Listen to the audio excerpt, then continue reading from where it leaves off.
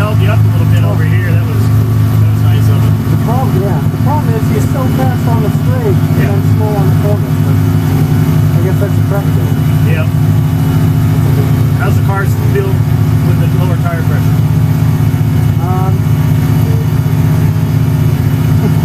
Feels better on the low speed, but not as good on the high speed.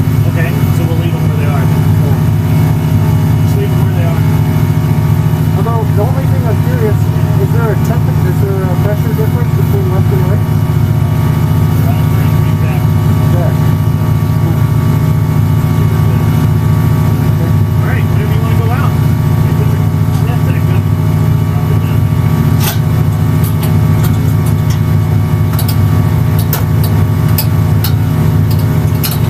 Bring up the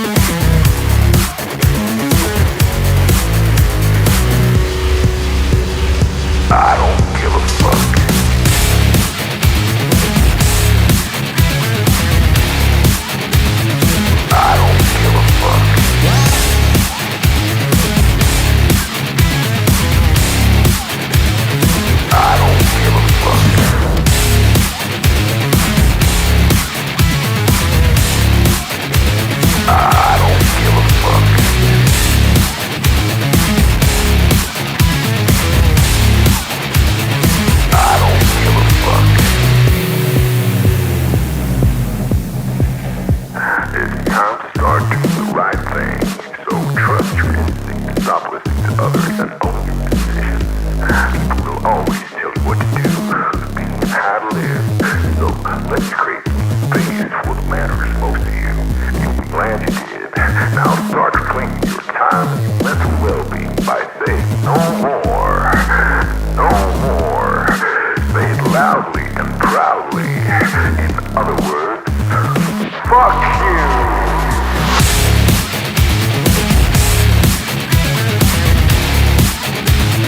I don't give a fuck.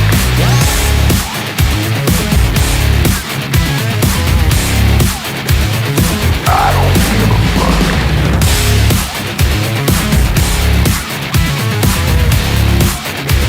I don't give a fuck.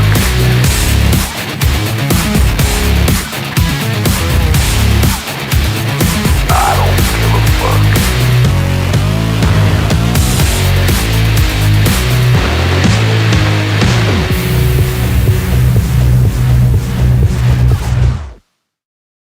Target acquired. Eagle 1, first strike. You have permission to engage the target.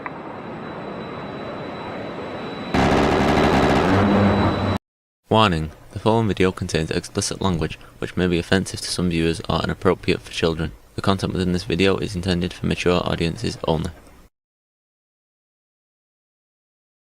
Ladies and gentlemen, welcome back to the show. How is everyone today? It's going to be a good time, I think. It is MLK Day, so happy MLK Day to everyone out there. Good to see everyone. Good to see everyone. I know it's going to be a light crowd today. I know that Andrew is live currently. I think he actually just went live. Andrew's live. A lot of people were up late last night. I know Sarah and Flow State both ran late shows. But that's okay. I'm still going to do my show, so it is what it is. Welcome. Ticky Tac was first this afternoon. And then Octavius, see you out there, sir. I answered your, I did not see the inaugurational speech. I was busy, and I haven't really watched it either. Arctic Timberwolf, good to see you out there.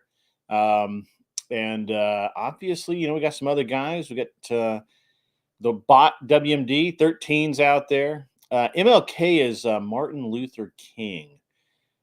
He was someone who would have hated Black Lives Matter and would basically be, he'd probably be a Republican in the current climate. I don't think he was particularly right-leaning, but he was not left-leaning enough to be a Democrat in today's world. It's yummy. And it's a good time. Good time will be had by all. And we are going to have a good time today. It would be great if we have a good rest of the show. And we're gonna try. We're gonna do our best. So since I've only caught news clips about the inauguration, and it's basically goes something fascist, something Panama Canal, something dictators, something Gulf of Mexico, something. It's very interesting. The amount of pure rage that is out there is notable. It's notable. Smoking Spaceman, good to see you out there as well. You slipped in. I didn't see you. Rare opportunity for you to catch the start of the show. Awesome. Good to see you. Good to see you out there. I think Mikey Balls is live too. I think he's doing the news. So he'll be look, there's a lot of people live right now. It's a hell of a day. I also believe Chaotic Truth is live, and he pulls some people. So it's okay. It's okay, guys. We're gonna do the best we can with what we have, and what we have are super cool people, and me. Michigan Christian, welcome, sir. Yes, after the day after MLK Day is MAGA Day, and we all know what that means. MAGA Day. MAGA Day. So yeah, so it's been interesting. Watch all of the people lose their minds. I'm especially interested in the Panama Canal conundrum, mostly because Jimmy Carter sold the Panama Canal to Central America or to Panama, the country of Panama, for $1, right? It was we built it. We lost I don't know how many American lives building it. We've protected it. It's been the Panama Canal is a boon to society and modern shipping, and it's a shame, what they were able to do to it in such a short period of time. And I think really the reason that it's a bee in the bonnet for Trump, I think, is I don't know if you guys understand what happened with the Panama Canal during COVID. The thing which the unpleasantness of which we are not allowed to speak, although apparently that's slacked up a little bit. We can talk about it to some degree without being shot. So I'm gonna try and get some of the reflection off my glasses. That didn't actually help. Let me try this. So at any rate, guys, so here we go. Here's what's up. So you've got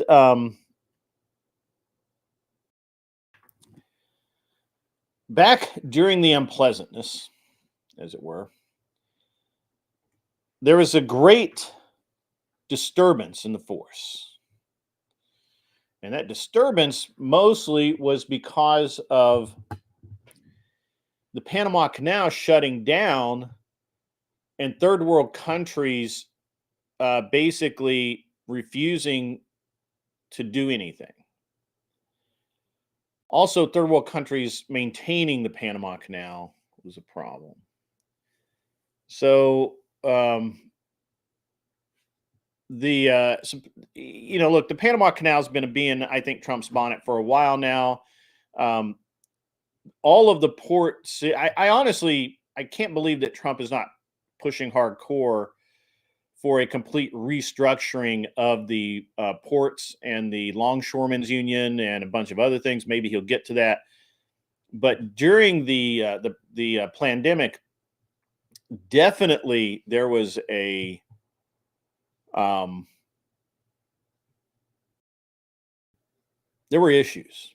There were issues, and we can't let that go. As far as the Gulf of Mexico, Gulf of America, I like Gulf of America. I think that sounds good. Simple changing of the map. Might as well admit who it actually owns to, or who it actually belongs to. I can't get behind a whole lot of this. All of us, this for whatever reason, this seeming from nowhere kind of Mexican pride deal. I can't get behind it. I mean, these people have proven themselves over and over again to not be good people, to not have anyone's interest at heart, not even their own, other than, just to make a little money. And I got to be honest with you. I would love for Mexico to be a great country. I really would. I would like for it to have a real government. I would like for it to have total control and autonomy, but in its country. But it doesn't. It's ruled by a bunch of cartels. It's fractured. There are places the fucking Mexican army won't go in its own borders. This is ridiculous. It's stupid. I can't believe that we're talking about this in modern society, but that's where we're at. There is a shitload of economical opportunity in Mexico. The first thing you have to do is get rid of the criminal element that is in place there. And I really can't believe that that the status is what it is today. in Mexico. It's it's like a first world country trying its best to emulate a third world country, and um, that's all it really needs to be said. Smoking Spaceman, I think you're accurate about that. It is surrounded by the Americas and not Mexico. Mexico is simply a part of Central America, and I just really don't understand. I don't understand what happens south of the border beyond simply that. Well, they're fucking degenerates, and they need to get their shit in order, and they refuse to do so. So fuck them. At some point, we're going to have to do the right thing and conquer Mexico. There was a general. There was a general back in the day. His name was Sherman, and he marched straight through the South to Atlanta, and he did something that I honestly believe needs to be done in Mexico, and is that he burned and destroyed everything on his way. And while it was the wrong thing to do, I believe in the South, because it defeated a lot of things. I believe that it would be very useful to do in Mexico. Just start at one end, go to the other, and do God's work. Anyway, I didn't really want to talk about that, but there we go. That's the thing. I do believe that it's very interesting with the Panama Canal, especially because we built it, we operated it for decades with no problems whatsoever. The minute we hand it over to the Panamanians, trouble ensues. Why would you do that? Don't fucking do that. Oh, we got a Crucible raid coming in. Crucible is raiding me, I think. What's up, Crucible dudes and ladies? Welcome to the show. We're just getting started. I actually thought Andrew was just getting started, but looks like we're getting raided over here. Good job. I've got to. I'm gonna have to add at least one moderator here. So Craig, you're promoted. Ticky Tac coming in. Get those. Ticky Tac donated $10. Guys, Super chat. Welcome, Crucible crew. Ticky Tac hit that right. We're talking a little bit today. We're going to talk a little bit about money. We're just talking about how I think the Trump's perfectly reasonable in taking back the Panama Canal. It's like when you sell something to your nephew and he fucks it up, you gotta take it back. Welcome. Come on in, all you Crucible guys and girls. We love you all. I'm happy to see everyone in the chat today. It's going to be a good show. If you haven't been to my channel before, I am Rick Motorsports. I'm part of the Crucible. I don't get to spend much time there anymore. Please hit the like and the subscribe and all the other buttons on the way in. Wrongful Rage comes in with $9.99. I'll read that off.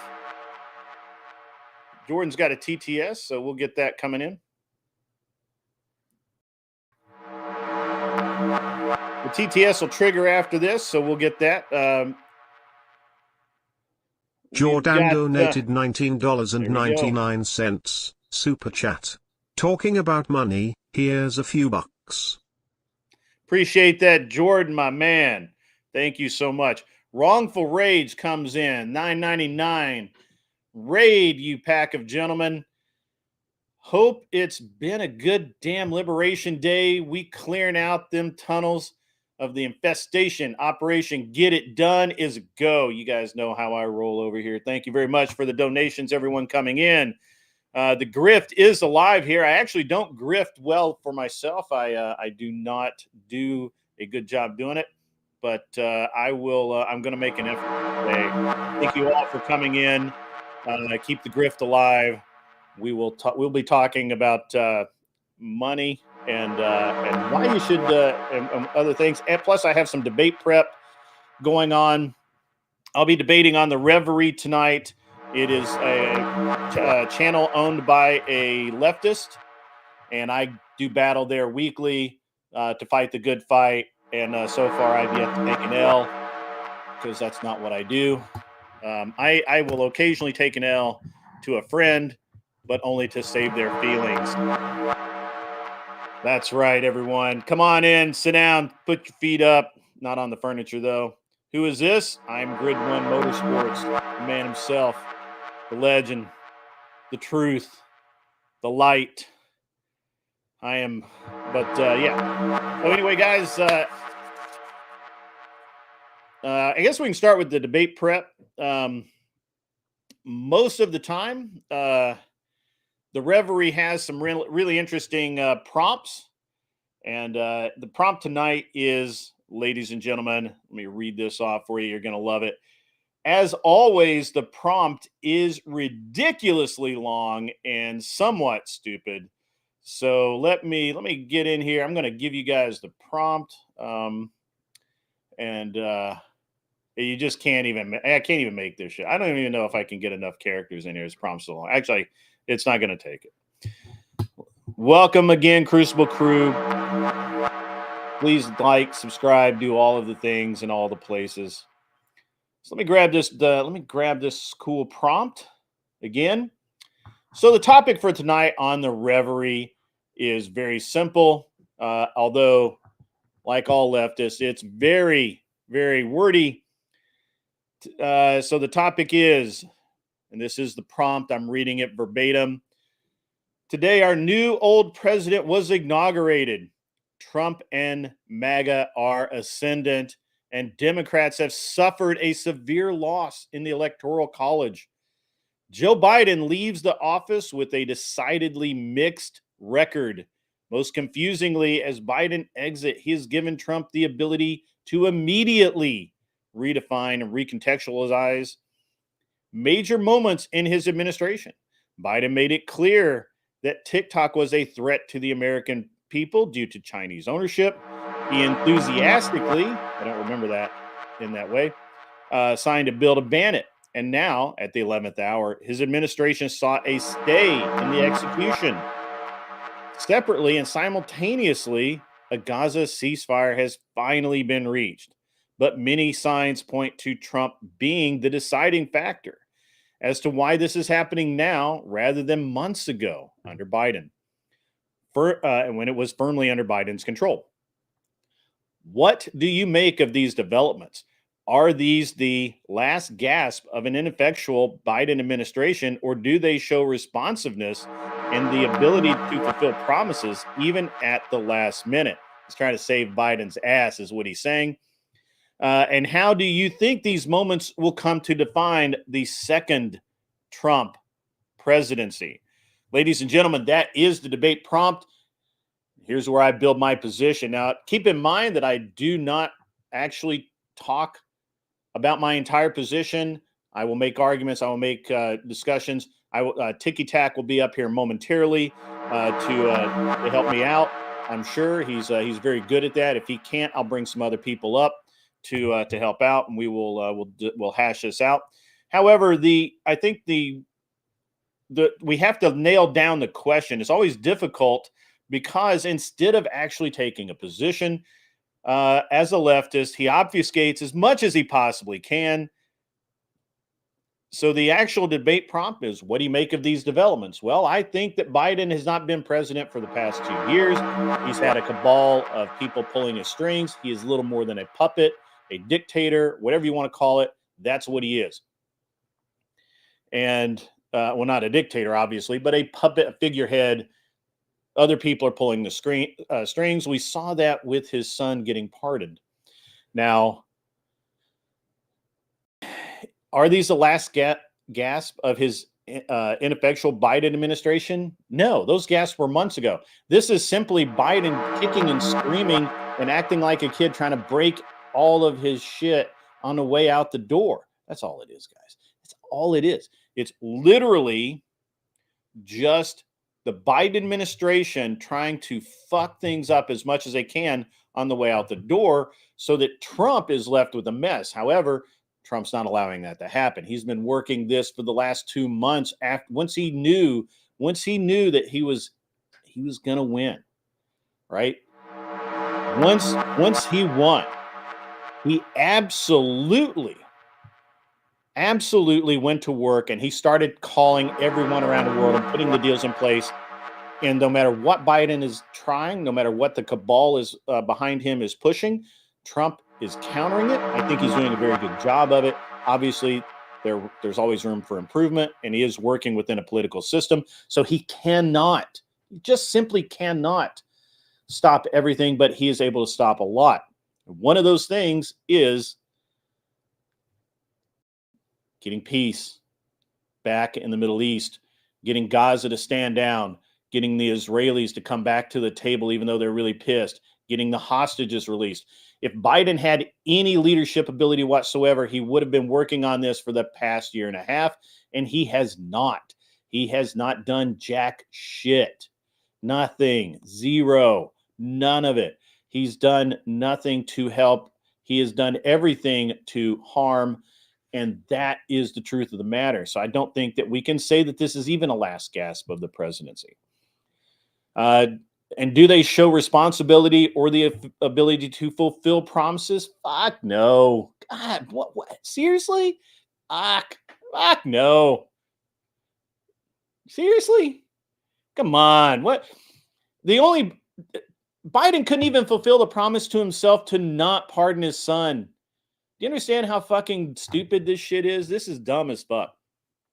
You couldn't get anything more stupid. It's absolutely the worst possible line in this debate prompt. I got $9.99 back in from Wrongful Rage. We're going to go ahead and put that up. I kept waiting for Trump to say, Joe and Kamala, you're fired.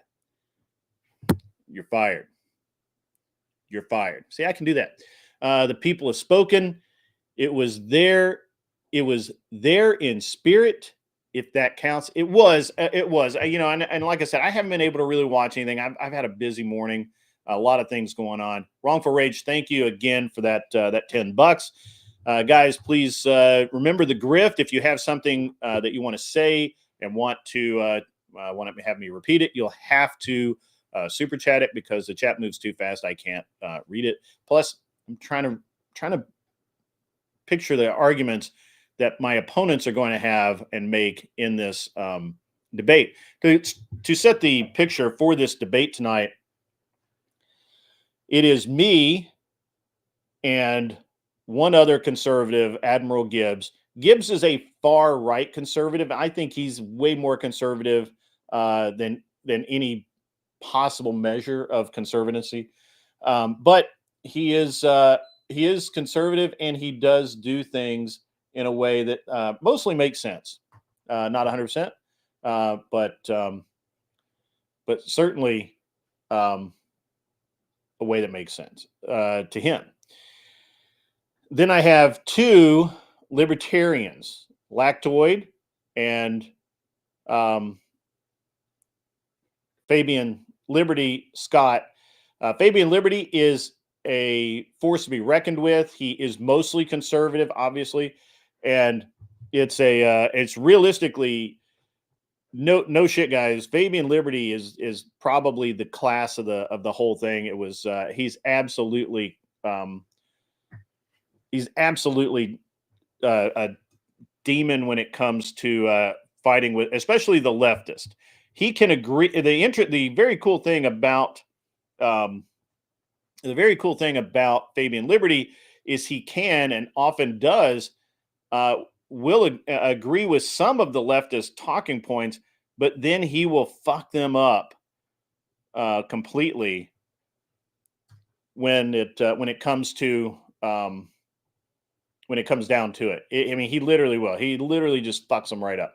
It's awesome. It's crazy, and it's quite awesome. So I like it. I like it a lot, and I'm always happy when Fabian Liberty is on the panel, because I know that Fabian Liberty is going to get the shit done. Ticky Tac gifted 5 Unreasonable Man memberships earlier. I missed that. Thank you, sir. I can't. I appreciate all that you have done. So yeah, let's get that. Let's go. So Mods, if anyone wants to come up here in a few minutes and help with the debate prep, vet them out, get them the link. I will put I've got the link in mod chat on Discord going in now. Also, Andrew has the link. If he has time, he may or may not pop on. So we'll see if that happens. He does not always pop on because he's a very busy man. There we go. So there we go. All right. So I was yeah. All right. So getting back to the debate's going to be cool. To be honest with you, I'm gonna wreck these fools again. I don't know that they're going to really want to stick to. I don't really know how closely they're going to want to stick to this debate prompt because basically it's a layup for me, and I can just kick them all into balls, which is exactly what I'm going to do. Do I think these moments will come to define the second Trump presidency? No, these are just the initial salvo. Trump's going to destroy them all. Trump is going to be, he's unfettered. He has the absolute 100% ability to do whatever he wants because he's not going to be seeking re-election. The only thing that he's going to do is make sure that he can put in place at least the idea of a legacy and someone that can follow him. I think that's why he picked Vance. I think Vance was a smart decision that he made.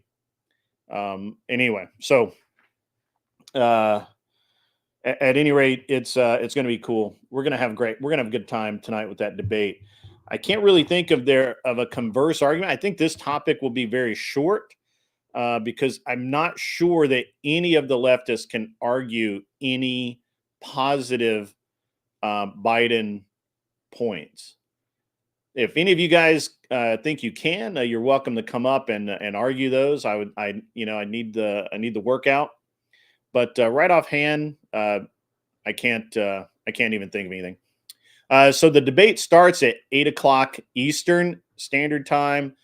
I will be going live at I should go live about 6 or 6:30 Central Standard Time. That's 7 Eastern Standard Time, but I'm in Central Time. So I will go live at about 6:30. I honestly don't think that they're going to be able to make any, I don't think the leftists are going to be able to make any possible sense of anything except they're going to have to throw Biden under the bus. I think they're just going to have to throw Biden under the bus 100%. They're going to have to agree with us. And so we'll move on to a second topic. They have not defined a second topic, so that is that's going to be interesting. More than likely, it's probably going to have something to do with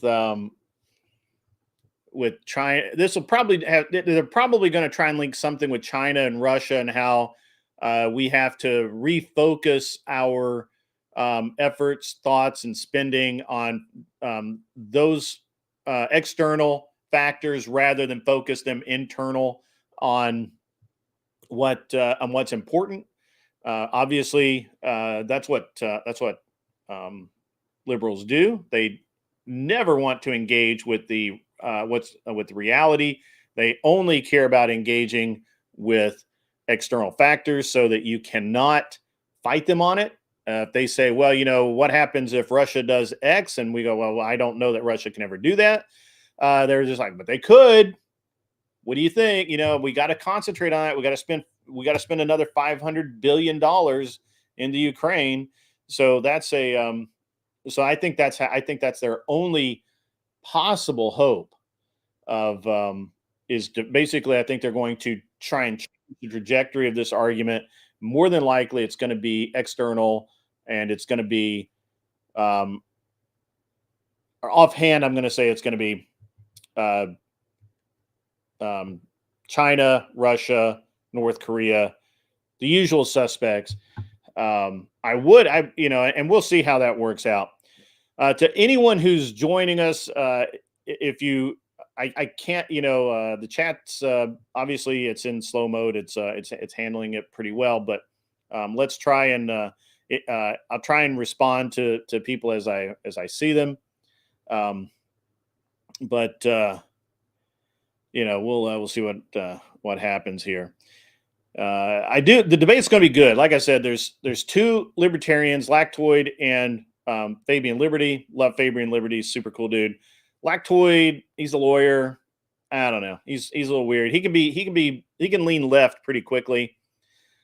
There's going to be a supposed centrist, sociologic, and then we have at least two for sure leftist, and that tonight one of them will be one of them's going to be, what is it?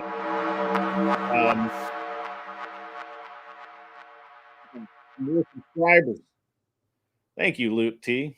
Thank you. All right, let's see. Who are the guys for tonight? Or the at least who I think they're going to be. Looks like it's going to be Sociologic, Gibbs, me, Fabian Liberty, iCal Rich, I believe is also a leftist. Lactoid is a leftist, and probably they have another leftist. I can't think of his Corey something or the other. I don't know what the fuck his name is, but so we got enough leftists to go around, so I can beat them up, and that's. But I just don't actually see this top. I mean, this is not a topic we're going to be able to. I don't think we're going to be able to go 3 hours on this topic. I just don't. I think we'll go an hour and then it's going to be done. That's what is going to happen. So cool.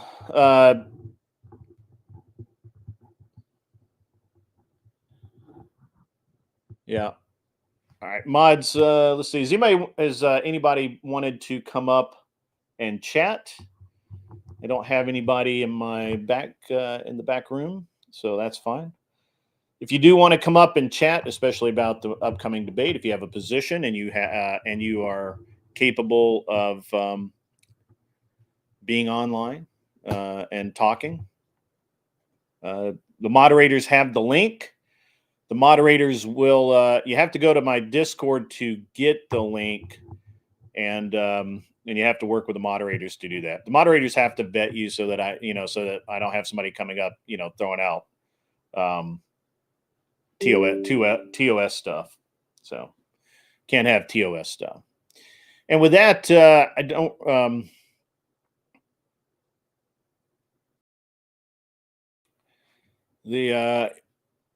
It seems like we got a mini debate going on. I've just been told in chat, stand by. It looks like, let me see.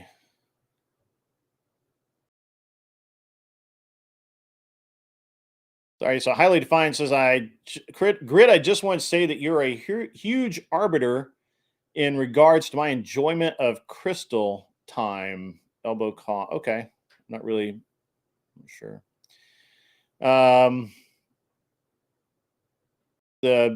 patron saint, the discussion is I have a debate tonight, but it looks like we've got a little mini debate going on in the chat. Looks cool. Looks like we've got, let's see, Andrew B. and who is he? He looks like he's talking to Sarah, maybe. Not really sure. All right, we got Ticky Tac in the house. Welcome, sir. How are you? Hey, yeah, it's going good. I think I have some topics you could probably dive into on this debate. Okay. I was going to talk about money a little bit, but we'll get into that later. So it looks like we had a side argument or side discussion in the chat. It just kind of caught my eye. It's looks like they're talking about whether or not women are more susceptible to propaganda than men. I would just flat out say yes. Yeah. Chip and Flint, what's up, buddy? I see you out there. I get emails from the Convention of the States basically every other day. I don't know they're going to get anywhere with it. I think it's probably a good thing if they do, because maybe we could get term limits and shit. But I don't know. Yeah, Sarah, you're welcome to come up. Andrew B, you're welcome to come up. We welcome most Andrews on this show. You guys you're welcome to come up and discuss this like humans. And if not, we'll just Ticky Tac and I are going to entertain ourselves. But if you guys want to come up, just let me know. We'll facilitate that. All right, so Ticky Tac, you heard the debate. You heard the debate prompt. You heard my initial responses. Where are you at on this? So I'm thinking if you research into the pardons that Biden went into over January, yeah, I think that would be a great subject. I found the most interesting is there was a pardon for pretty much everybody investigating the January 6th offenses. So Congress, the committee, other what's it say specifically? Yeah, so attack on the United States Select Committee, the staff of the selected committee as provided by the House resolution, blah, blah, blah. The police officers from DC Metro, U.S. Capitol Police. So I think that might be something good to target as to, like, why he's giving these pardons specifically. Because it could trail into a lot of the conspiracies of, well, it's not a conspiracy anymore, but it's the FBI recently have been challenged on that there actually were agents on the ground during that time and instigating a lot of these right. They've identified so-called riots. 30 agents now. I think it's 30 that they've identified. Yeah, it's the director of the FBI completely denies it, but when he's facing like Congress and the Senate, they have paperwork to show that these people were there at the time. Right. Yeah, I mean, I think that's definitely part of the legacy, but it really doesn't go to the prompt itself, which is, are these these things that he's doing at the 11th hour of the stay in execution of the TikTok ban, which is weird, right? He signed it and then they didn't want it to go through. That's weird, right? And then on the other side of that, it's there's just a lot weird, right? Like, the timing is very interesting. Trump obviously said, that he put it back with. Now, my understanding is, am I wrong on this? That he put it back with some controls. He's like, it's more. The way he put it back in has more American control or more U.S. controls on it. Did I read that right? I'm not. I think originally they were talking about forcing TikTok to sell to like somebody in America, right. And that just China's completely not interested in. And I think where it's coming down to right now is that the original bill that Biden signed in would have fined TikTok for the amount of days that they have access to the United States. And I think Trump negotiated that. No, we're not going to charge the fine. We'll negotiate something different over the period of 90 days. Yeah, definitely remember the fine part of it, but I didn't think that was nearly the big deal that, well, obviously, being a businessman, Trump would find it distasteful to force a business to sell, regardless of who owns it, right? He would not, that's, to him, that would be like a non-starter. Yeah, I think at this moment it's a little too early to tell because Trump was and this is probably just like a gentleman's agreement between Trump and TikTok because he wasn't even inaugurated yet. Right. So he couldn't necessarily take any sort of like executive actions at the moment that he allowed TikTok to continue in the United States. And that's a great point. That it is a great point that he is it may be just a gentleman agreement until he can get in and draft some form of maybe not legislation, but some form of regulation that kind of regulates what TikTok can and cannot put on, and some other and how much. See, so I guess my problem is I recall back 3 or 4 years ago when Trump was in office before he left. So this would have been 2019, I think. TikTok was in court and they were forced to sell a portion of TikTok to a U.S. company. Yeah, to better explain that, I think the agreement went down with Oracle, and the idea was the anything that is related to America's citizens' data has to be stored in America, and Oracle is running the databases currently. Because it was a privacy concern of like people's information going to the CCP. Yeah, it's I'm very curious to see how Trump plays this out. It's going to be interesting just because with the sheer number of people that obviously use TikTok. Obviously, it's a popular platform. It's somewhere, or it's something that people obviously want. So, and Trump is a businessman at heart. I can't see him wanting the. I don't see him wanting regulations or even endorsing any kind of regulations, right? Yeah. I'm still trying to figure out like what the angle really is around this TikTok ban now in this session, because previously when Trump was in office, this was just strictly a data security concern, national security essentially.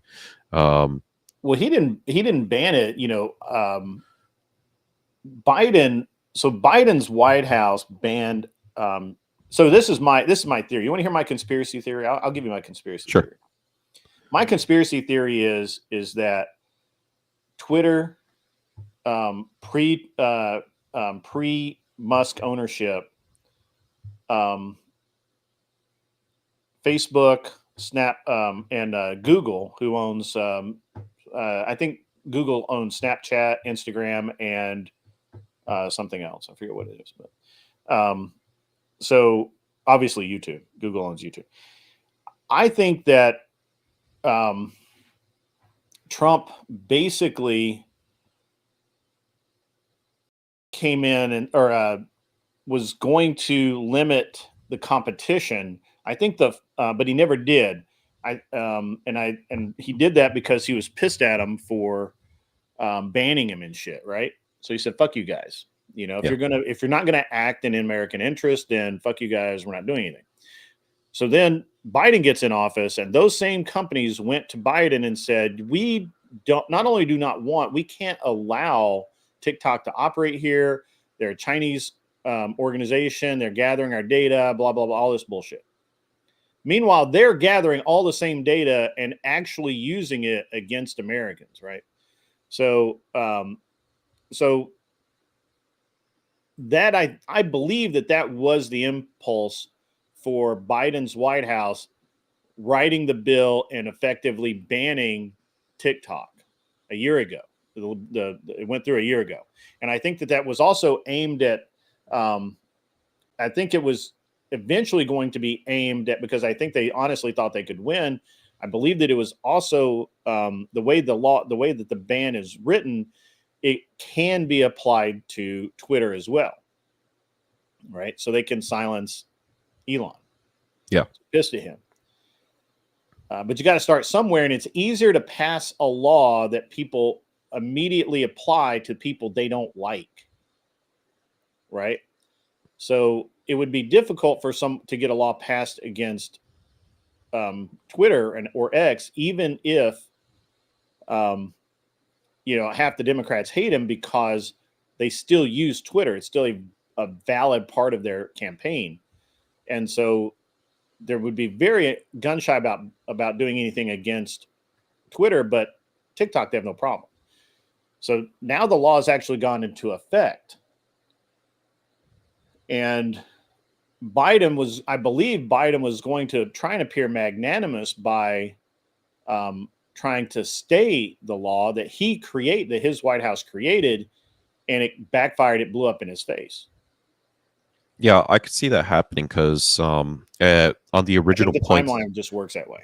yeah, and you're absolutely correct when it comes to TikTok is not the only one collecting data. Essentially, everybody's collecting data.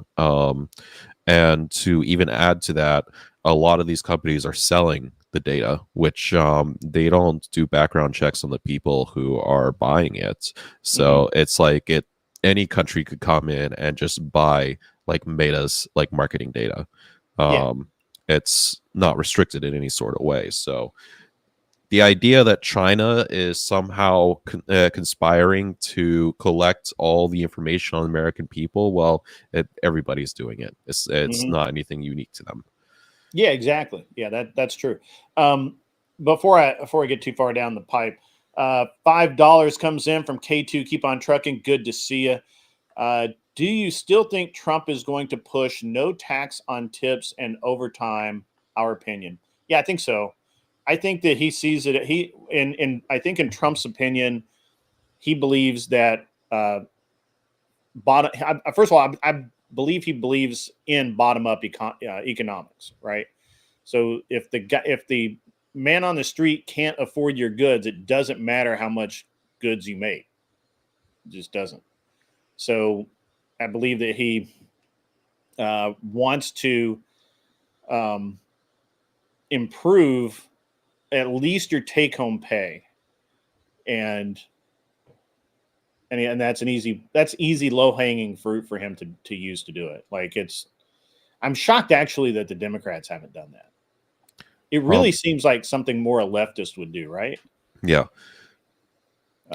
Possibly another subject you could dive into is the oil drilling restrictions that he imposed through his presidency.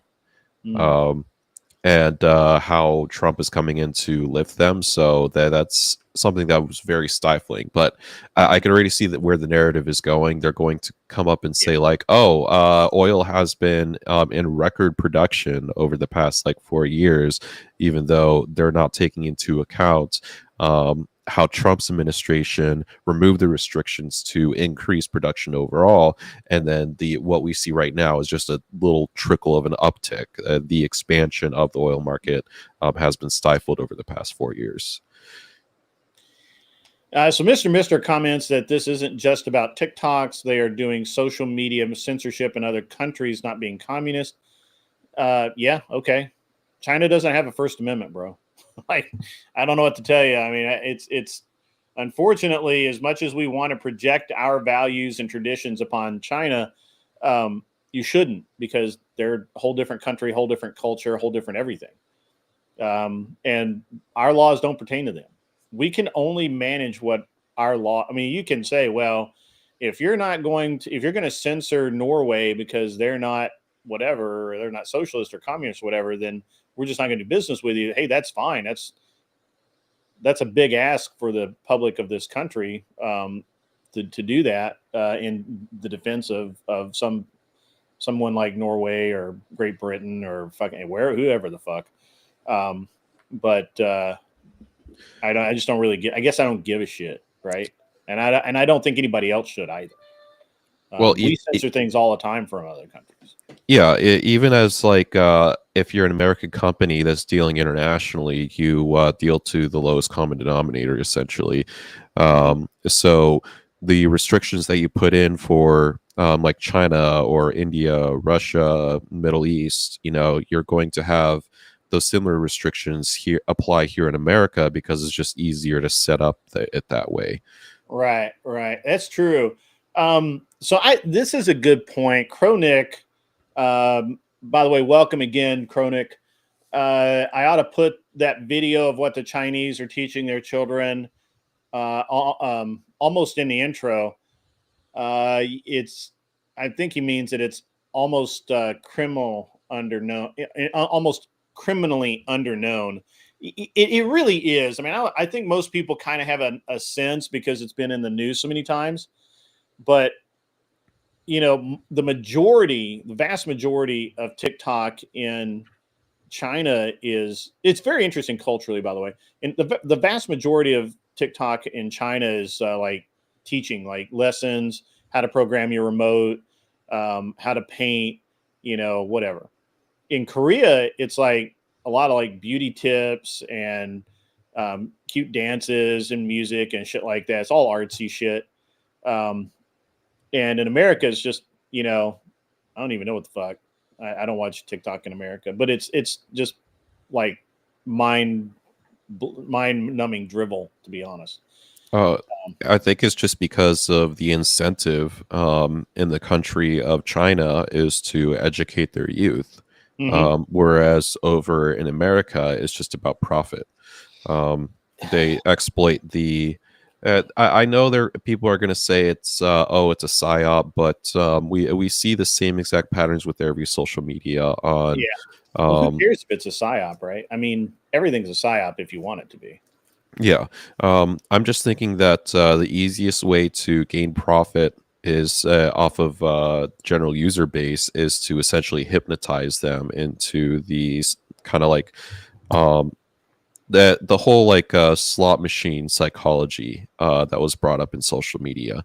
Like how fucked up would it be, Ticky Tac, if China's realized that the way kids learn now is in 5-minute segments? They've just realized that the way people in general learn is in 5-minute segments, and so they're just taking advantage. They're the first to really truly take advantage of a teaching style that teaches kids things in 5 minutes. Yeah. How fucked up would that be that they're doing that and we're not? And we're using it. We're literally using it for cute dances and chasing whatever the fuck that thing is. Fuck is it? I don't know, man. The fucking little ball. What is it? I actually don't know what you're talking about, but I imagine it's any sort of like short-lived impulsive content that really doesn't mean anything. It's like it could be like somebody on a dirt bike just doing 360s and stuff all day. Yeah. It's I think that's somewhat true. And that's where China caters their algorithm to sway more towards educational videos than just impulsive videos. Whereas here in America, it's like there's plenty of YouTube content creators in the short space that are producing like educational material and even very interesting educational material. It's just the algorithm doesn't sway in one direction or the other. It just tries to identify how to keep you on the platform longer. So sometimes that just comes to dribbling crap to be recommended to these children. I think I get that. And Kronik and some others are saying that they should pull the algorithm. They should force TikTok to change the algorithm so that the U.S. market sees what the Chinese market sees with subtitles. I think that's I think there's a point to that, right? But I already, I'm probably, it's probably because people speak Chinese in my house that my phone hears it, obviously, and we all know how that works. And so I get videos in Chinese and Korean and Japanese all the time, and they're really not what they are here. They're not. I mean, now the Korean video, I get a lot of, for some stupid ass reason, I get a lot of Korean beauty videos and shit. But I'm sure that that's my wife's influence. But I get a lot of like, art or not really art, like how they make things, right? Like production crafts, like artistic handmade stuff, right? Like turning a ball bearing into some kind of knife or some kind of whatever. Okay. It's just different, it's just an interesting thing. I don't have TikTok though, so I'm talking about like YouTube Shorts and Facebook Reels and shit like that. So I don't do TikTok. Well, let's say that the algorithm is the same. and it is actually just like a cultural difference because when you think about China, um, Mhm. they're a propaganda machine, so they're Mhm. going to they're going to put things out there that will strike the children's interest towards, being a good citizen to the CCP, whether it be part of the military, becoming engineers, becoming Sure. manufacturers. So their propaganda has already instilled into the child's mind what they're interested in, and that's just the effect of what they get recommended on the algorithm. Mhm. Where here in America, it's very materialistic. It's Yeah. about having it it's about having jewelry, it's about having nice cars, it's about having a Playboy mansion, it's about being a celebrity, and it's that may be just the direction that children Mhm. cater towards on the algorithm, so that's why they're not getting educational content. Yeah, I think that that's true, and actually that segues. And I'm actually glad that you came up as early as you did. One of the things I wanted to talk about today was the idea. Well, first of all, I want to talk some money stuff, right? Like, and really specifically, because I heard you say the other night that you've thought about opening a business, you've thought about doing this, and you and I've talked about it briefly here and there. But I thought I'd kind of work through how the idea of credit works and how it should work, and how if you're going to leverage something, really maybe not the absolute. I don't think that there's an absolute best way to do it, but the way to do it in such a way where you come out on a positive note, right? Yeah. And kind of get away from the way that I see a lot of people talk about it in shorts or on videos, or just because I'm not a particularly what's the word I'm looking for? Um, I'm not a salesman, so I don't But really. you're not a marketer. Uh, K2 says that the Korean beauty videos are working. My skin looks great. Actually, that's my. I need a shave, but that's okay. Um, so Imperious, I did see that Biden pardoned his whole family. That's Yeah, I saw that too. why would he not? I mean, he didn't do it. Whatever secretary that's actually running him did that. So that's fair. Let him do it. It's okay. Uh, so what do you know about SBA loans? Ticky Tac. I know very little. Yeah, go ahead. We If could you were talk going about to it. start a business, how do you think you would go about it? Um, I would start out with some sort of business plan to really break out the financials. Try to set a target goal of return on investment, Mhm. and then go into to pitch it for an SBA. Okay, that's pretty. I mean, that's high level, pretty good. So the first thing is to make a determination whether you want to start a business, which is always a bad idea, or whether you want to buy a business, which is the right idea. Um, it is far easier to go out and buy a functioning business with clientele, sometimes with product already in manufacture or in a warehouse somewhere, and is generating some kind of cash flow already. Um, and that's really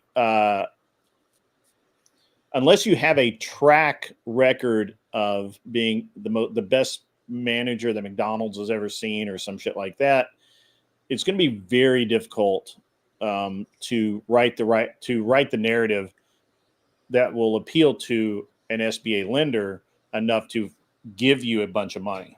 Yeah. I could guess because it's a new business. You're kind of guessing on certain things, whereas an existing business has raw numbers to back it. Right, right. And the idea is most of the time new businesses just fail. Just a lot. Wrongful Rage coming in with another mighty $10 super chat. Thank you very much. Wrongful Rage says, I'd rather have a simple house, a simple wife, a simple family, and the wealth to maintain it. Be rich and anonymous, not rich and famous. That's fucking perfect, actually. I love that. That's me, to be honest. Be the honey badger, not the worm the birds peck apart. Yeah, that's good. I like all that. That's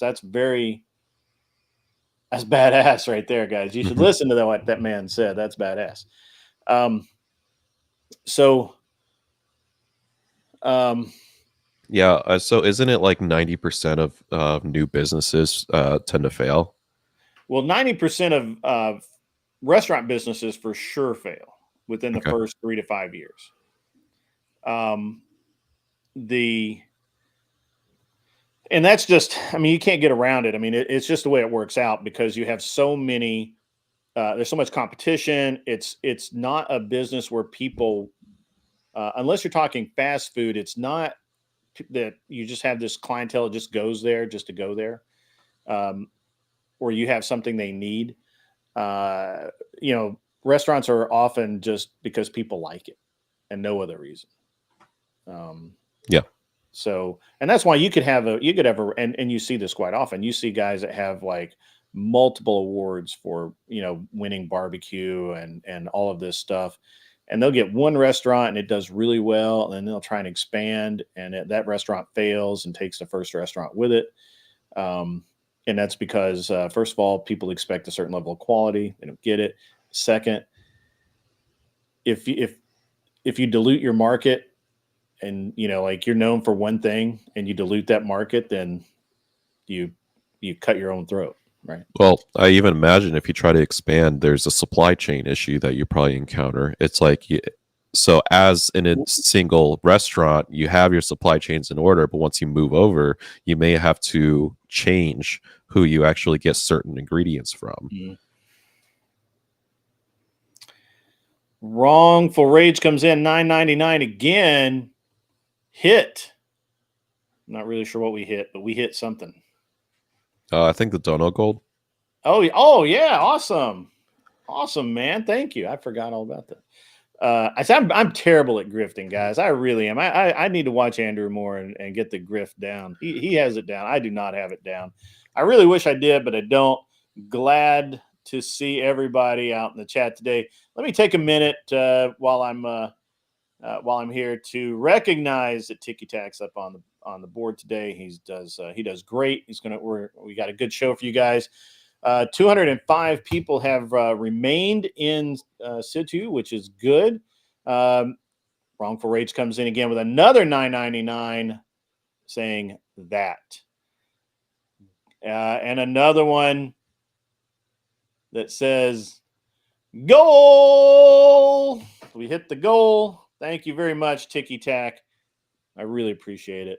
No, it was wrongful rage. I didn't donate anything. Wrongful Rage. Thank you. I'm sorry. I was looking at your name here on the screen. I'm taking advantage of your clout right now. Thank I'm you. here to promote my channel. You go find me over at Yeah. Ticky Tac 23. There's absolutely nothing there, so you probably won't find anything entertaining. So, but hey, content. grift We're the gonna make subscriptions. And I see Sarah Garner has come back in. That's great. They were missing her, and I saw many calls for Sarah. I'm not really sure why, but okay. All right. So back to the subject matter. Yes. So let's say that you restaurants. Restaurants and bars are interesting because people often think that because they sell out every night, that if they add a second location that you're going to double your business, and that can be true for a short time. The problem is that on the times that you don't sell out every single night, you have double the expenses and double your cost with half of the return because you're spreading between two restaurants or two locations, and that's bad. You never dilute the revenue if you can avoid it. You just don't do that. It's bad. It's just a bad idea. Now, obviously, if you're making so much that you can afford 4 restaurants and 3 of them just be empty all the time, hey, you're McDonald's at that point. Yeah. But most of us can't do that. It just doesn't work that way for us. Yeah, if I were ever to get into the restaurant industry, I'd probably find like a small franchise that's just up and coming, and just try to start my own and just be under somebody else's wing. Yeah, absolutely. I think that's very smart. I think that I just wouldn't do. I don't like restaurants.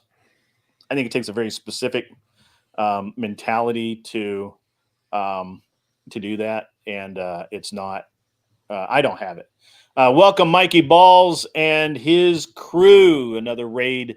Been raided twice this morning. Awesome. Very cool. Very cool of everyone. Come on in, Mikey Balls. Sit down. Put your foot up. And put your foot up and have a good time, man. All right. So what I like to do, if you're going to start a business, I'm the wrong person to talk to about that because I no longer want to start a business. I probably will never start a business from ground up again. I might add one to an existing business, but I'm not going to, I'm not starting up anything ever again. It's just a bad plan. So what I do like to do is I like to buy companies that are already existing. Lots of places to find those. A lot of people want to sell. You would be surprised at how many people get into a business. They build it up. They're making enough money or more than enough money, but it takes all their time, or they're just not into it anymore. And really they just want to go. They want out. Maybe they want to retire or whatever.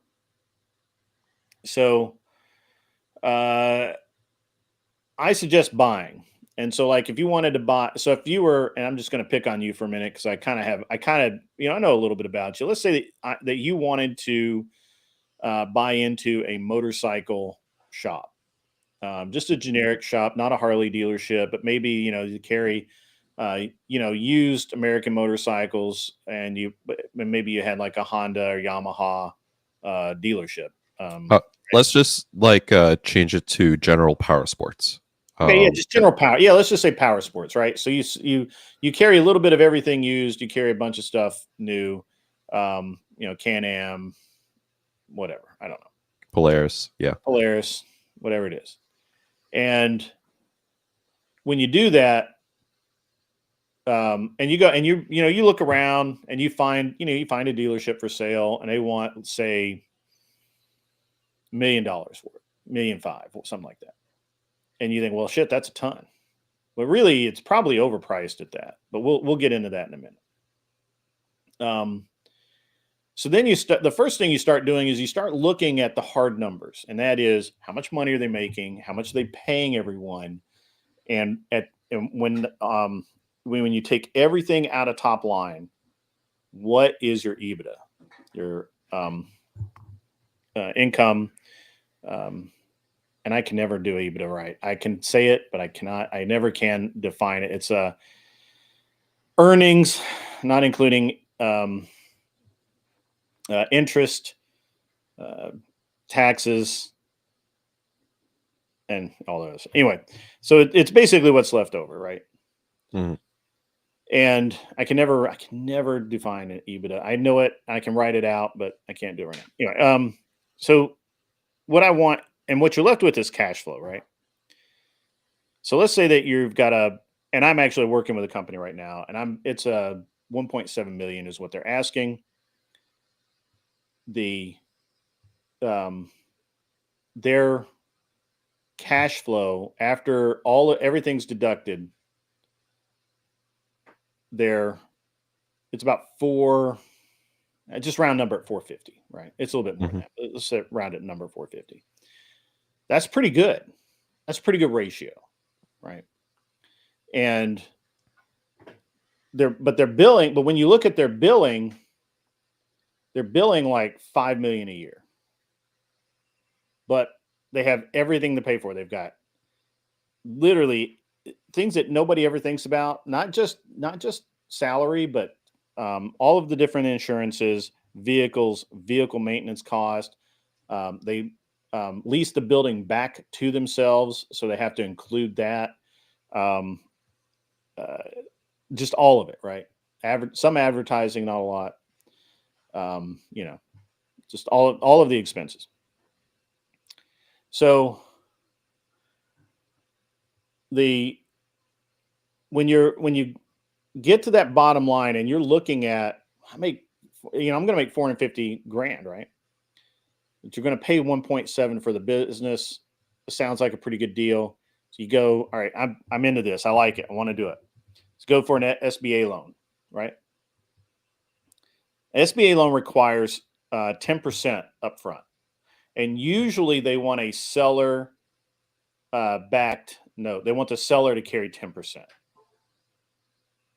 So you'll typically, a typical deal, not every deal, but a typical deal with SBA will be that if you're looking at paying 1.7 for the business, what you're actually going to pay out of pocket is you're going to put 100, put 170 down, 10% on your end.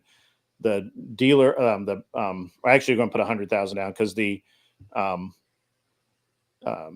seller is going to match your 100,000, right? So you're only financing like 1.5 by the time it's all said and done. Okay. On your SBA loan, SBA is usually going to be a little bit of high interest, 7-8%, something like that right now. And it could go higher, but let's just say you do 7 or 8%. It's a 10-year loan for 1.5 million. So your monthly note is probably going to be somewhere around 10 to 14,000, depending on how what you're actually carrying. Mm-hmm. That sounds like a lot, but if you're actually billing $5 million a year and you're making 400 grand in the actual physical cash that you have left over at the end of the year is $400,000, that note is not that bad. Yeah, it's also not really making 400 grand because you've got to pay your note, right? so if you're paying $200,000 a year or $120,000 a year, whatever it is, you've got to deduct that from that bottom line earnings, and that's what you actually end up putting in your pocket every year. Still a couple $100,000 a year, and if you can live and most people for the first 3 to 5 years of the life of the business, they live very cheaply, and they try and put as much money towards the principal of that loan as they possibly can. And that's always good business. But if you talk to the man on the street about how to buy $1.5 million business, they have no idea. And really, SBA looks mostly at the business. Is it a business that makes money? And then they look at you and just decide, hey, are you the guy that can make that? Now, here's the thing about SBA loans. SBA loans are backed by the government. So one of the worst possible things you can do is like own a house outright. If you have like a paid for house or paid for piece of property or any major asset, something that's worth 100 grand, there needs to be a loan against that somewhere, because the bank usually will not finance an SBA loan to you if that's the case, because they have to count that collateral. Yeah. And they don't want to do that. They much prefer the government to insure the loan. Now, if you can't do an SBA loan, that's a whole other subject. We talk about that later, but I really like SBA loans. Well, so let's talk about what would disqualify you from an SBA exactly. The biggest thing that disqualifies you from an SBA is that you do not do your due diligence with the business, and there's something in the business that you're buying that the SBA lender finds, and the deal blows apart right there. You don't have, you need a reasonable but not excellent credit score. You need to have some money. You need to have enough money in the bank to pay the down payment for the business. Although the companies have been sold with no money up front, with the seller doing the 10% financing, and you having just enough money basically in the bank to pay the lawyers to do the deal, right? So like 30 grand, 40 grand. And next question would be, who exactly offers SBA loans? So most banks offer an SBA loan program, but there are specific SBA loan banks. I like Pinnacle. Pinnacle's really good. I know that we've turned into white noise, Sarah. You don't have to say it out loud. I know that you guys are having much more fun arguing in the chat, and we can get back to arguing. But it's important, I think, for people to understand how money works and how because more than more than one or two people in my chat at least are looking to either buy a business or are tired of living in their parents' basement and would really, really, really like to have a business one day. So I'm not calling out just Sarah. I'm calling out, a bunch of people right now. But yeah, you guys, it's look, money's important, guys. This is really important stuff, and you can you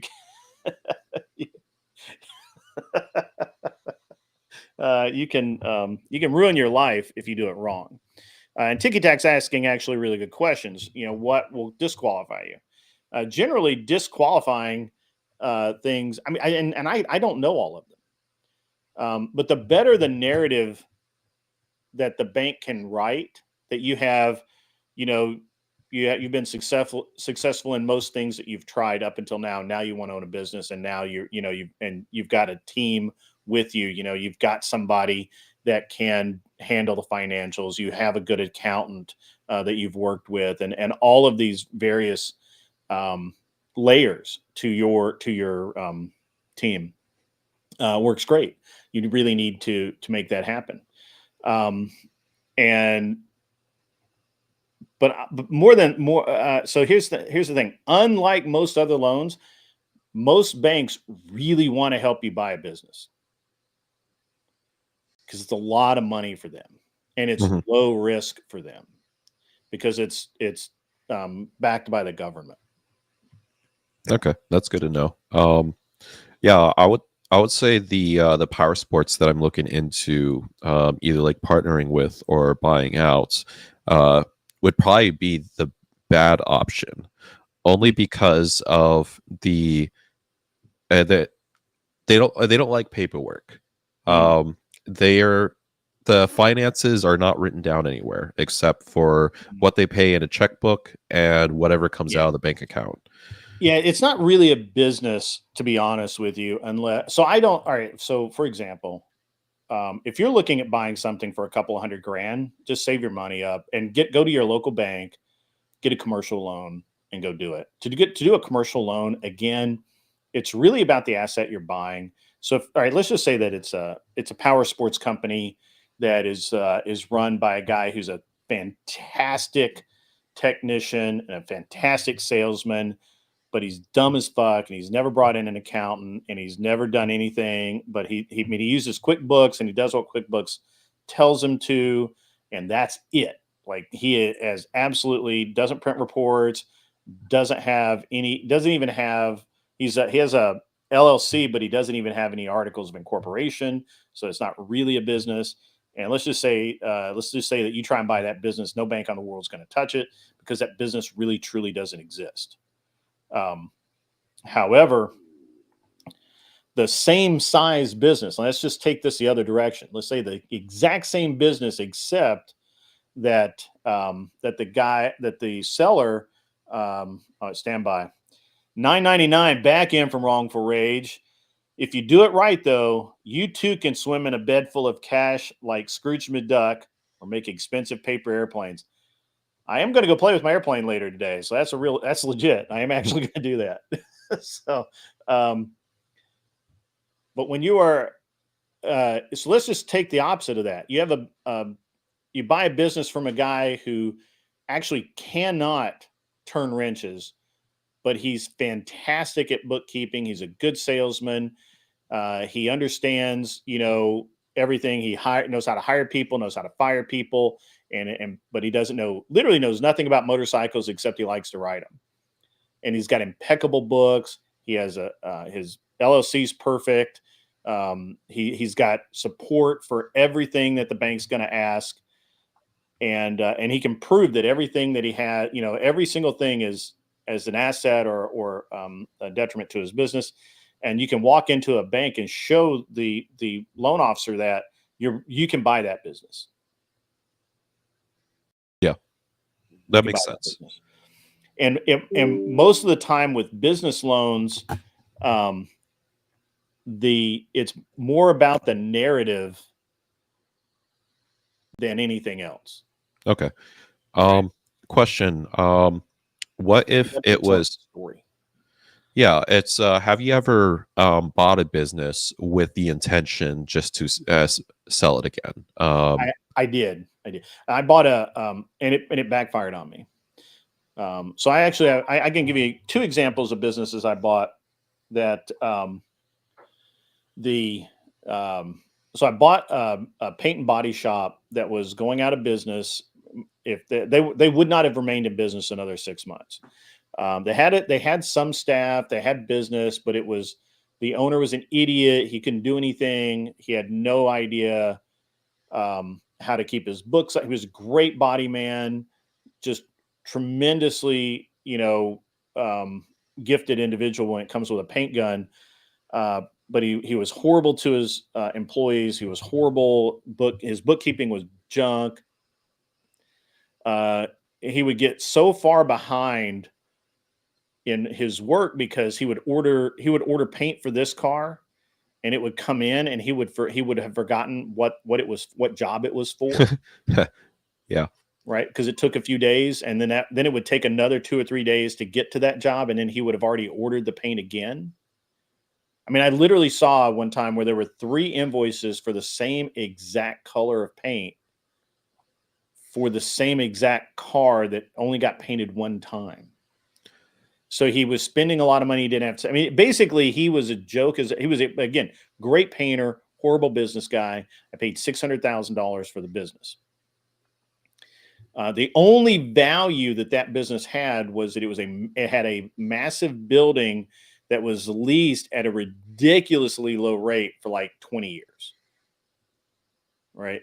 So as long as you didn't do anything stupid, that lease was in effect. Right. And so like you couldn't get evicted or anything, and which he had fortunately not been able to do that. And so he had always been able to pay his rent, and the property owner liked him. And so we were able to basically buy the business, which was all the paint booths, all the equipment. And he walked away with nothing except $600,000. And I turned that business around. I went out. I don't care anything about paint and body work. I think at best I can tell you it's a license to print money. It's as close as you can get to buying an ATM machine that never runs out. And it's a pain in the dick to run it, but it will make you so much money.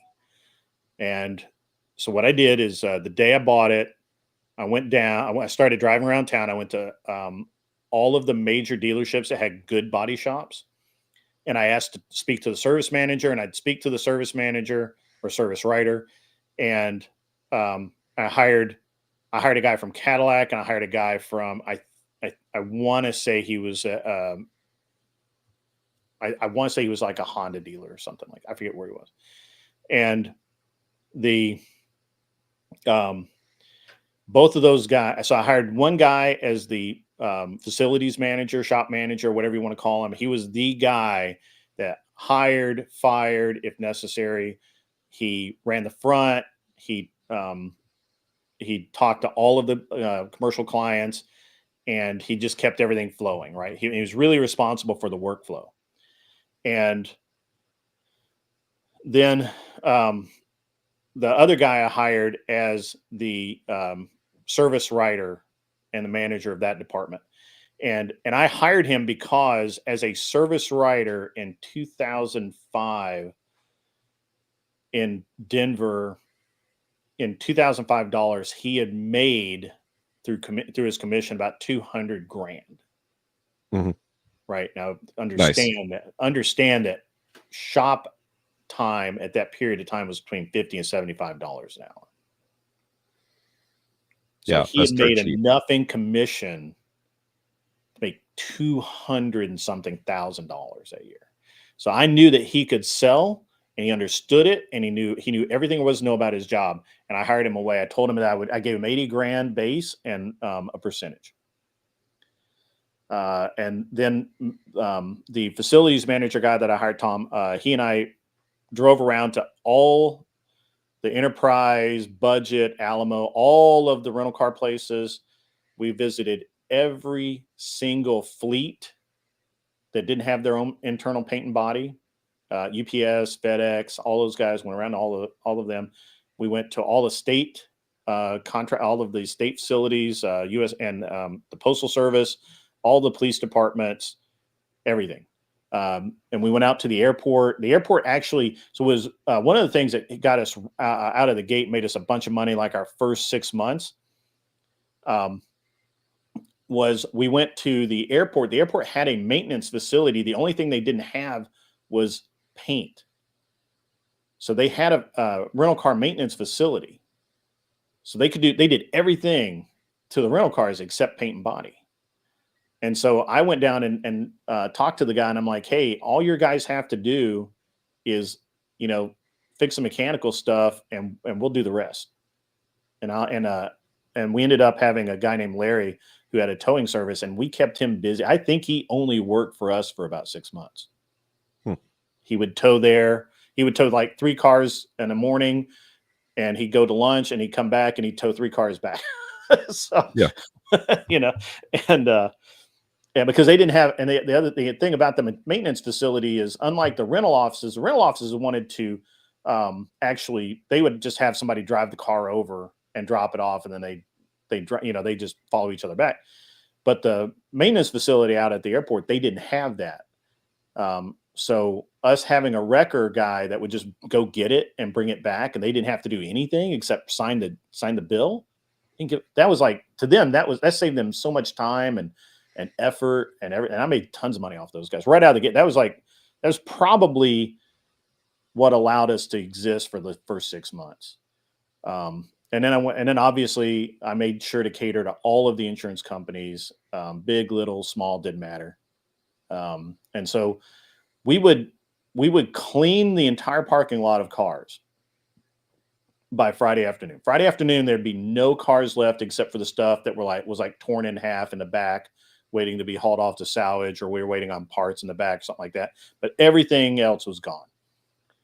You would come in Monday morning and you could not park in our parking lot. Awesome.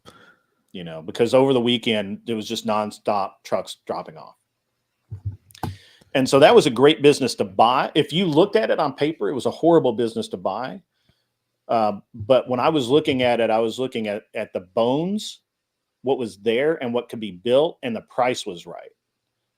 Right? Like you couldn't buy the 4 paint booths and install them, and with all of the air compressors and everything. You couldn't equip it for what I paid for it. And plus the lease, right? So when I was leasing 3,000 square feet. I think you muted, like a wire kind of disconnected or something.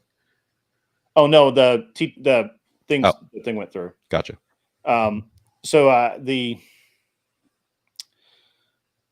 lost my train of thought.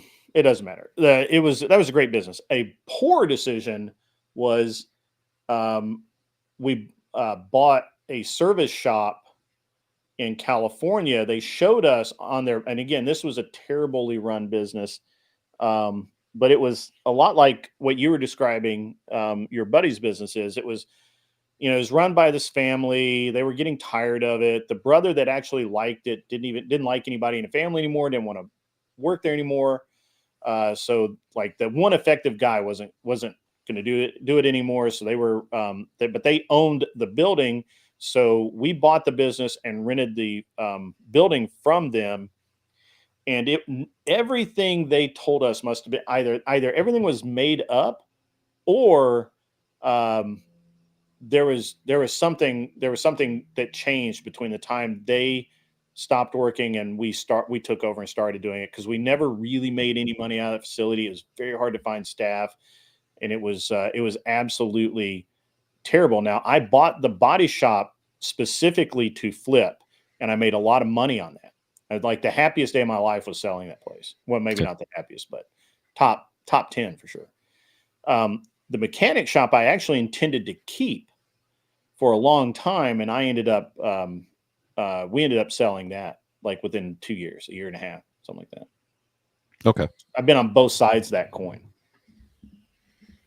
Is there anything you would have done differently with that bad business? Like, is there something you could have researched to maybe like make you understand it was a bad business? No, I mean, on paper, it looked like it should have worked. It just didn't.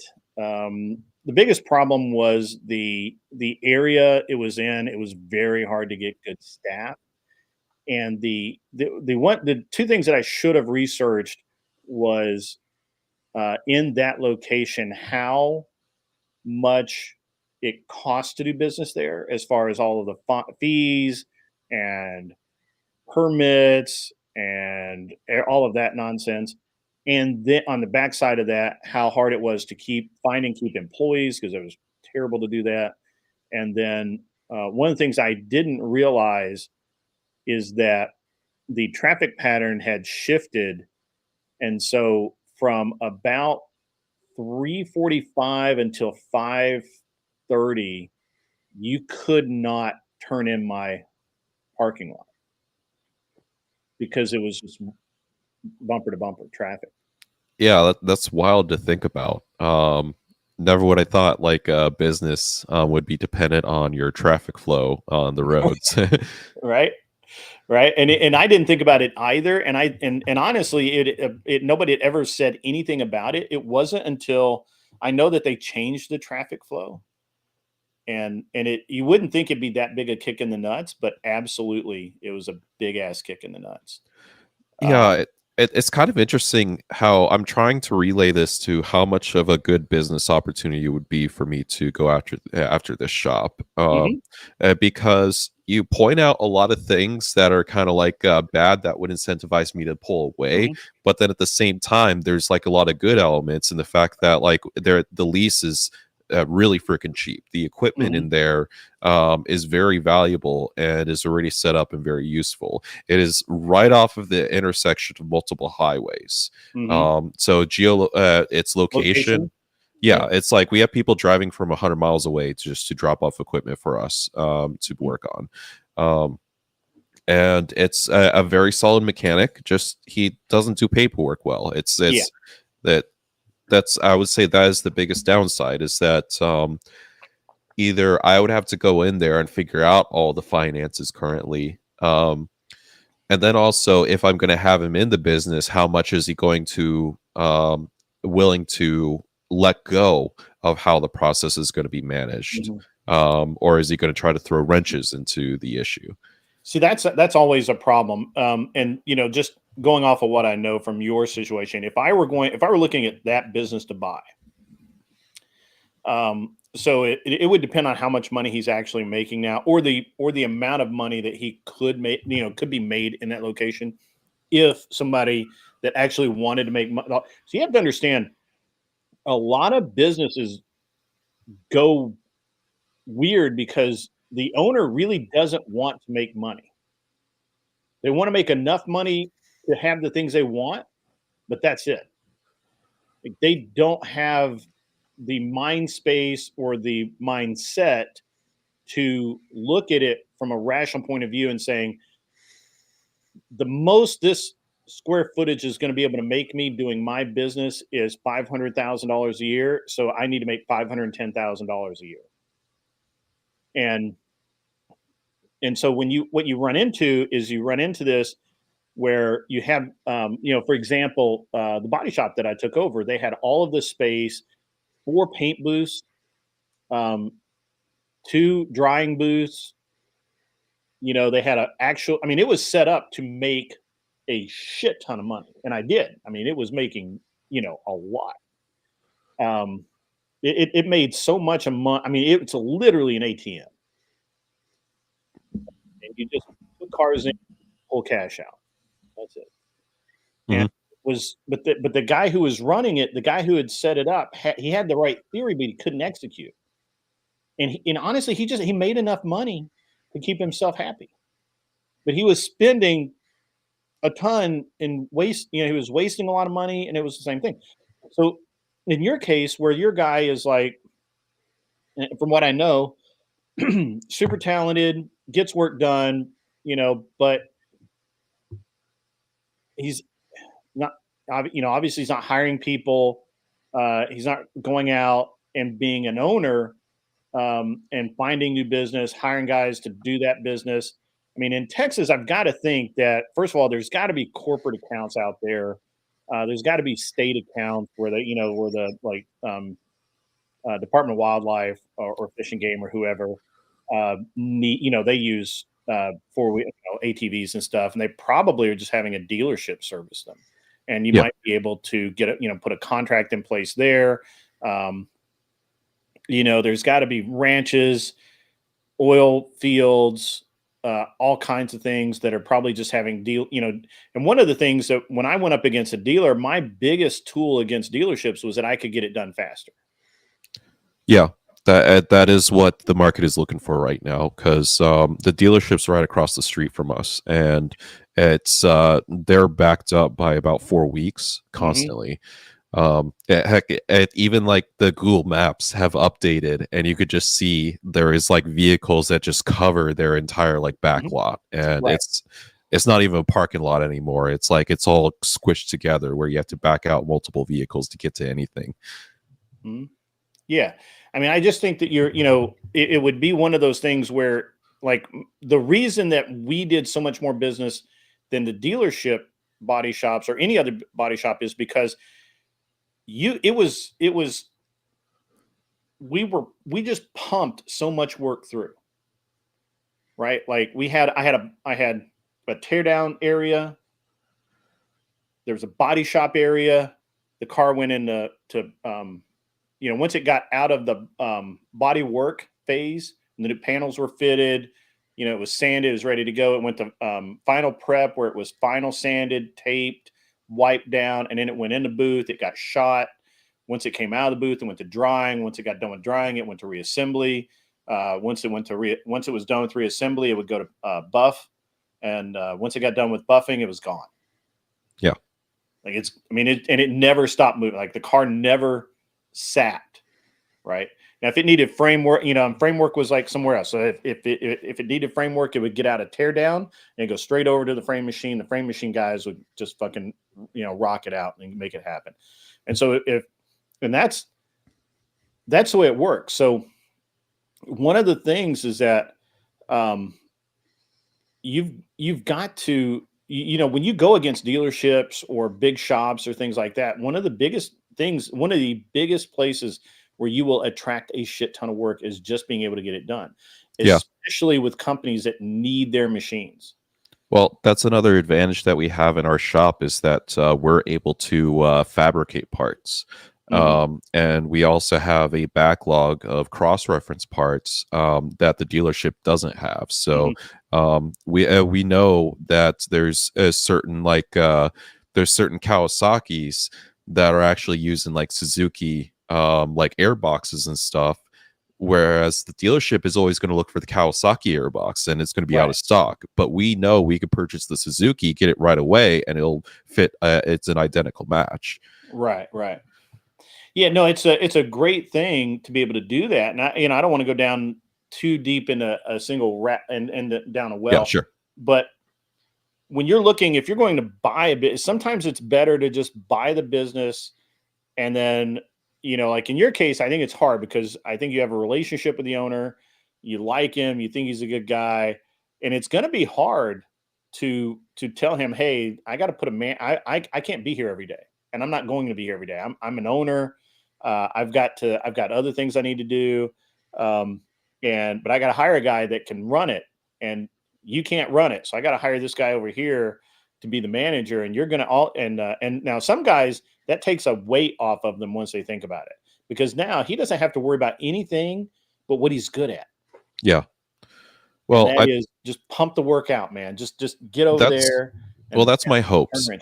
That's my hopes, because at the end of the day, he doesn't want to worry about anything other than being given a box of parts and the vehicle and just get it working. It's like at the end of the day, that's all he'd want to do.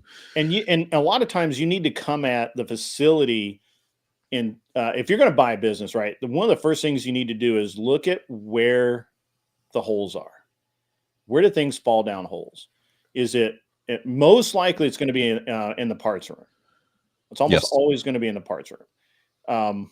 And if you, we'll get back to debate prep in a minute, Saint, I promise. But most of the time it's gonna fall apart in the parts room, because what happens is you have a technician and he tears down 3 vehicles in a day, and he writes a list of parts, and then he hands that off to somebody, whether it's a parts girl, parts room guy, whatever. He hands that off, and that guy, girl, whoever has to get those in somehow. And most of the time, that's where the fall down is, because they don't keep the parts with the ticket, or they shotgun order parts for 4 vehicles at one time, which is the best way to do it anyway. But they haven't really noted, and a lot of times the parts look alike. So rather than have a pick list of, hey, this part goes with this job, and it looks like this, it's that's usually where it falls apart. And one of the things that we did in the paint and body shop is each car had a trolley, and the trolley had a number. And so the number was printed out and stuck on the windshield of the car, if it had a windshield or whatever, nearest place. And that trolley followed that car. And so if we needed X part, the parts guy could come out and look and compare the invoice, because when they ordered parts, it would say, it always says notes when you order parts, and they would note for this job, and he'd pull it out, go over, look at the old broken part, compare, put them back on, and then the technician can do their job. So there's a lot of places where you're going to end up having to go through, and you should be, for the first 2 years, refining processes. Yeah. And you'll fuck up. I mean, you'll make mistakes. But that's interesting. So really quick, Heartbender, did he say how to find businesses to buy? They're all over the place. You can go to Biz Buy Sell. There's almost always a broker in town. There's a business broker in your town that knows who is, who's ready to sell, who might be getting ready to retire, all of that kind of thing, especially in cartoon, especially in construction. I really like construction a lot to get into that kind of stuff. Bill Hicks is asking me something. Let me find it again. I just saw it. I thought it was funny.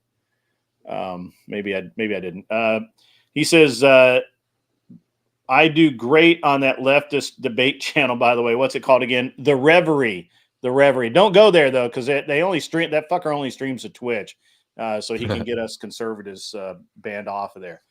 So I restream it to YouTube on my channel, because fuck that guy. That's why. And yeah, so that's it. But yeah, there's a Heartbender. There's a lot of places to buy. I mean, right now, if I were going to buy a business, I were a young person and I had, I could come up with 20, 30, 40 grand. I would look at buying an HVAC business. I would look at buying into another small to medium sized business, and make it work from there. Twitch is in fact gay, VP. It is in fact gay. I think it's right in the name. Twitch seems gay. Anyway, Ticky Tac, I hope I answered a lot of your questions on there about that. It looks like the appeal is to go back to talking about beating up on leftists, which I'm happy to do. But yeah, who's Sarah? Are you still out there? What are we talking about with the Sarah and Andrew B? What do you guys? What is the bone of contention? Did she run off again? Did she leave? Well, yeah. How about you interact with the chat for a little bit? I gotta let my dogs out. Yeah, go make the beast happy. Yeah, I'll see you in a bit. She already accepted defeat. I mean, that's fine, I guess. Sarah brought up mansplaining, and now she's gone. Well, that's the best thing to do, is to mansplain and leave. Interesting. She's making sandwiches. Good, good. I'm glad that somebody's making sandwiches. Mm-hmm.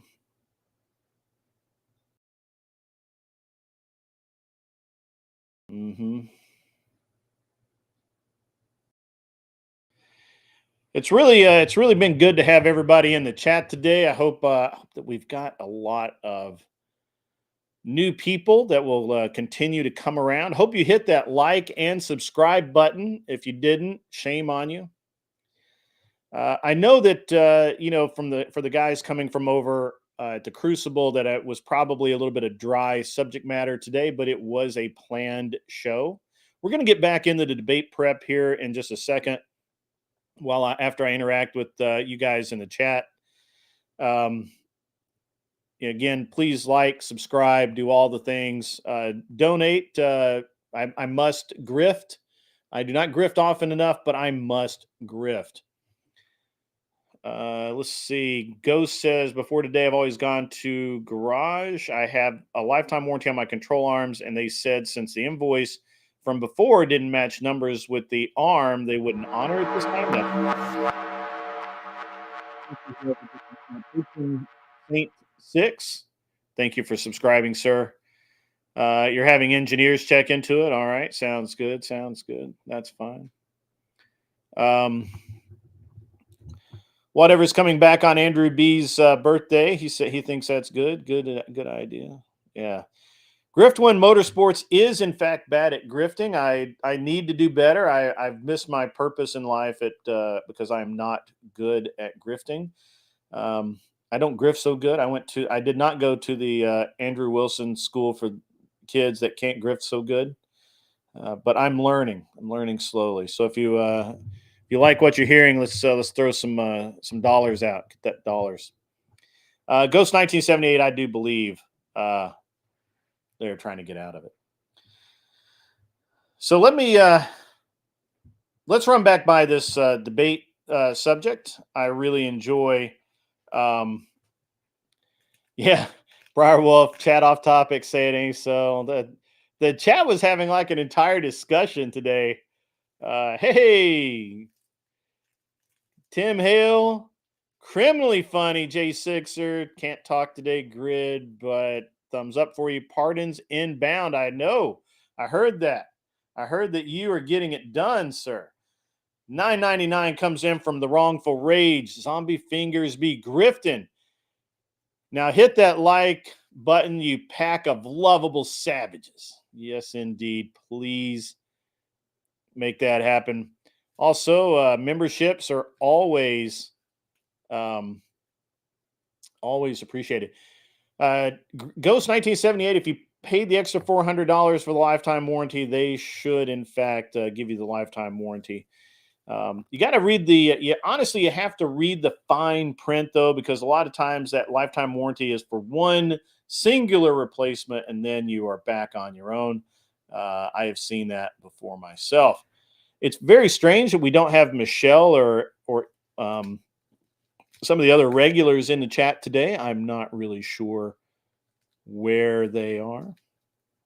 VP, that's okay. If you don't have dollars, you can't give what you don't have. So please do not put yourself into trouble or into a bad position to help me out. However, if you can afford it, it is always much appreciated. Tim Hale, our criminally funny J6er, is getting a pardon, ladies and gentlemen. 3 years in the Hooskow, in the Slammer, in the federal pen, boys. 3 years that Tim Hale was wrongfully detained and locked up, key thrown away. And he finally gets his just desserts because he's going to be pardoned, boys. He's going to be pardoned. He's going to be a real human again. He's going to be a real live boy again. So good on him. Good on him. By the way, he didn't actually do anything criminal to go to jail for, or pardon me, he didn't go to jail. To go to federal prison for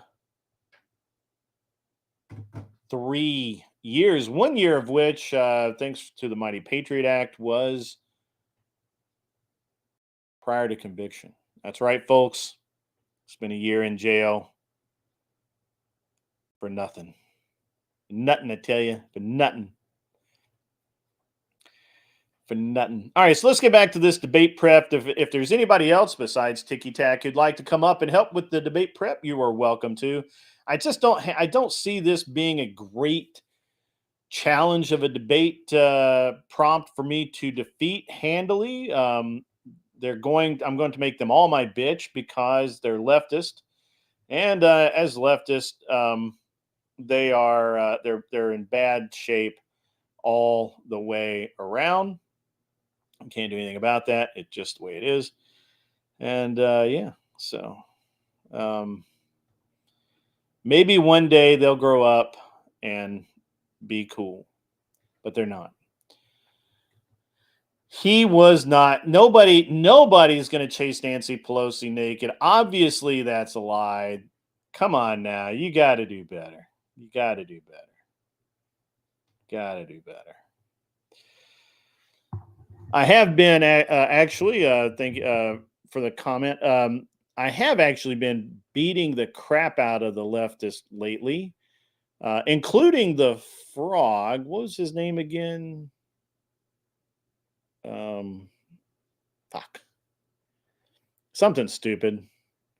Is that frog's name? Doesn't matter. AOC. Why would you do Doobie? Yes, thank you. Ghost 1978 with the save. The frog Doobie. I beat him up too. It was funny because he thought he was winning when the whole time he was losing the argument, and he just didn't look good at all. Now, honestly, guys, got to be 100%. Sometimes the libertarians can get pretty damn close. Patron Saint 6 likes AOC's big booty. That's I'm pretty sure Doobie can't hop. I'm pretty sure the best he can do is crawl his ass across the floor. Patron Saint 6 being all degenerate up in here. That's an L. That's an L, Patron Saint. I got it. If I'm handing out L's today, sir, take the L. Take the L. AOC is not heinous, but she's not ugly. I mean, she's not good looking. The libertarians do tend to try and play both sides. Briar Wolf. That is true. You can't really blame them. It's they don't really have anywhere to hide.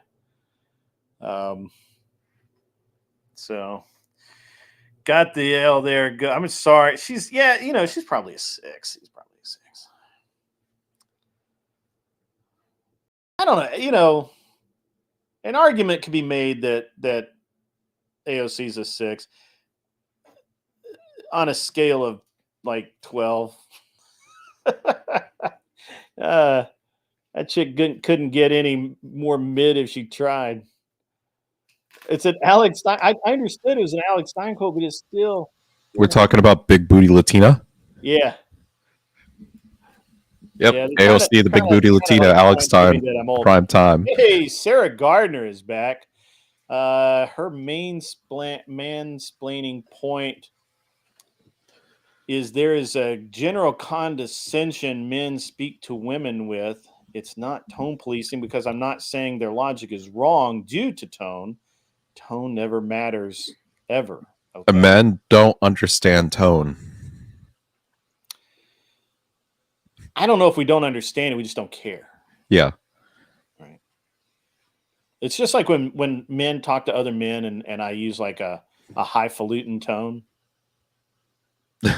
Oh, when do you do that? Yeah, when I do that, nobody cares. Nobody cares. Yeah. Sarah, as always, you are welcome. You and Andrew and whoever else are welcome to come up and chat. If it takes you time to respond, that's okay. We're We're not here to beat up on people. We're here to have great conversations. Glenn Lawrence in the chat, finally awake. He had a rough night last night, guys. I apologize to Glenn. He meant to have a tremendously awesome gig go on last night, but we couldn't find any leftist bitches to get up there and take the L. So, you know.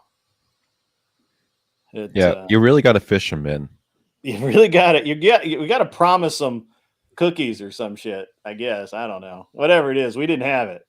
No, it's we just need to put on a vial of estradiol, and just kind of hang it in front of them. Eventually, one of them's got to bite.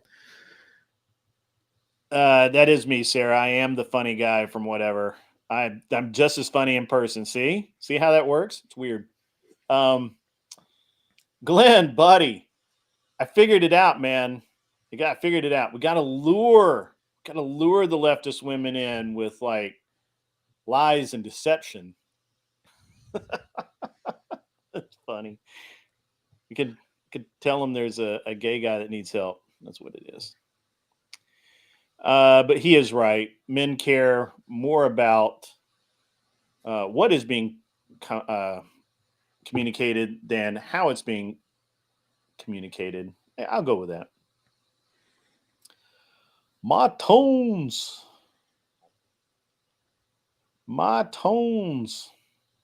Come on up, Sarah. It's we're not gonna hurt you. It's okay. We're normal people. Yeah, I'm not red pill. We don't eat children. Neither of us are red pill. I can find one though if you need one. If you need a red pillar, I can locate one. So yeah. Oh, I know when I get married, my wife's going to be treated very well, and she's going to be spoiled. So it's like I'm definitely not red pill. Glenn Lawrence, I sent you the link, sir. You're welcome to come on up. Where's Casper at? Casper doesn't come to my channel anymore, and if he does, he lurks. I hurt his feelings somehow. I'm not really sure how. I thought I was being relatively nice. Apparently, I wasn't. Apparently, I'm a dick. I don't know. But define red pill. Can you? I would say it's just the men's reaction to modernity and feminism. It's usually secular, and it's the benefit of I guess it is kind of hard to define. There's a lot of attributes to it. It definitely encourages men to take care of themselves more and value themselves, build their self-confidence. But it's also kind of teaches how to handle women in modernity. I like that. Let me try this one on for you. I was waiting for Glenn to get his sorry ass up here, but he's just sniping from chat today. So red pill, as it refers to the red pill movement, is a set of descriptors as laid out by such writers as Rollo Tomassi. The term came about from the movie The Matrix. You take the red pill, you awaken. You take the blue pill, you go back to sleep and maintain the status quo. Unfortunately, red pill as a movement has just somewhat... wait, what? I'm missing something, Raging Patriot. Can you help me out with that? I didn't see that. But as I was saying, the red pill... that's basically, it's just the descriptors for a good life. Rollo Tomassi was simply echoing previous generations of authors who were basically laying out a method for men to be better men, or a path to define not manhood per se, but qualities of men that men ought possess in some measure. Tomassi didn't invent anything. He didn't create anything. He just furthered, refined the sentiments. And so, therefore, I think red pill is, at least in modernity, more related to the Matrix analogy. However, modern red pillars tend to what's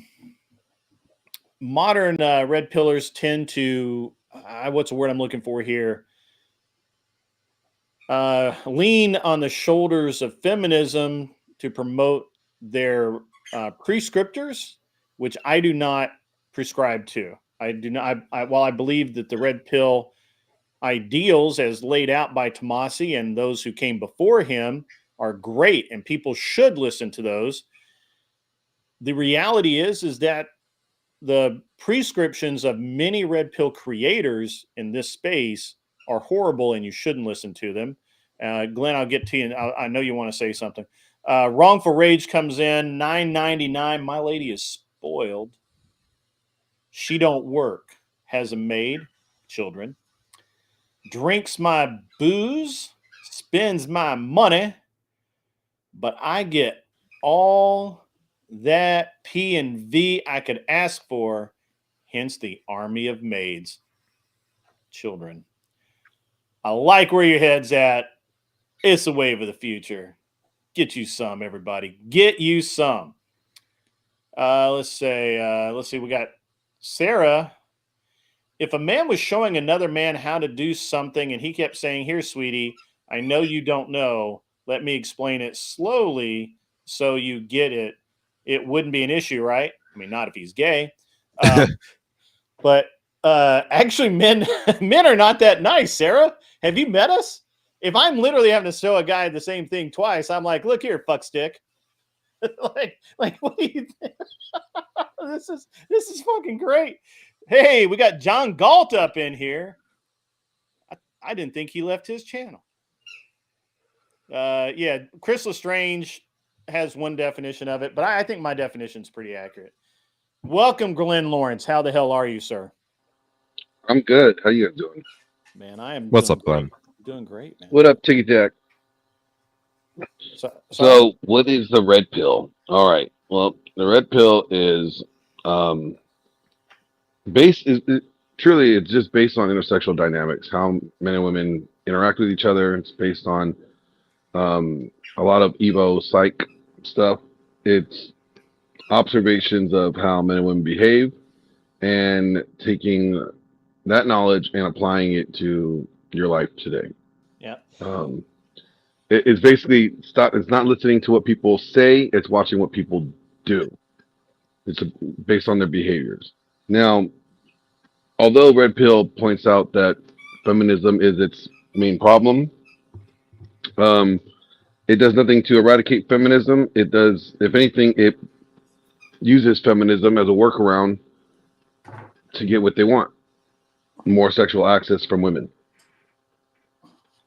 Red Pill doesn't plan on getting rid of feminism. It embraces feminism. It can't get rid of feminism. No, because it depends upon it. Yeah, it depends upon it, or 3 seconds, maybe longer, Glenn, and we'll get back to it.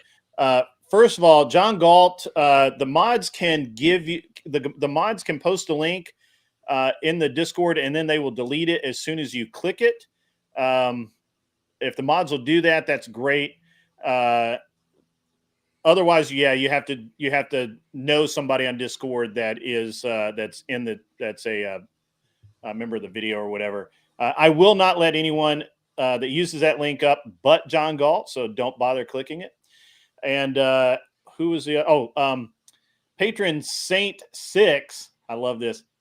Hey, you fucking moron! If I have to, I was actually gonna have Glenn read this because I think he'll do a better job. If I have to tell you a third time, you're gonna ligma balls. That's funny. That is exactly how men talk about to each other. Mm-hmm. I don't know why. The measure of respect that we have to have for you to call you sweetie after I've told you 3 times is you should take that and run. I'm just saying. What do you think, Glenn? Yeah, if I have to tell you more than 3 times, if I have to tell you 3 times anything, then you're gonna, yeah. I'm gonna tell you go eat shit and die. Yeah, right. Male, female, my son, his girlfriend. It doesn't matter. Your mom, just anybody. That dude's mom over there that I don't even fucking know. If I have to tell her 3 times, I'll be like, you're gonna have to ligma. Yeah, that's funny. That's Ligma great. taint. I love that.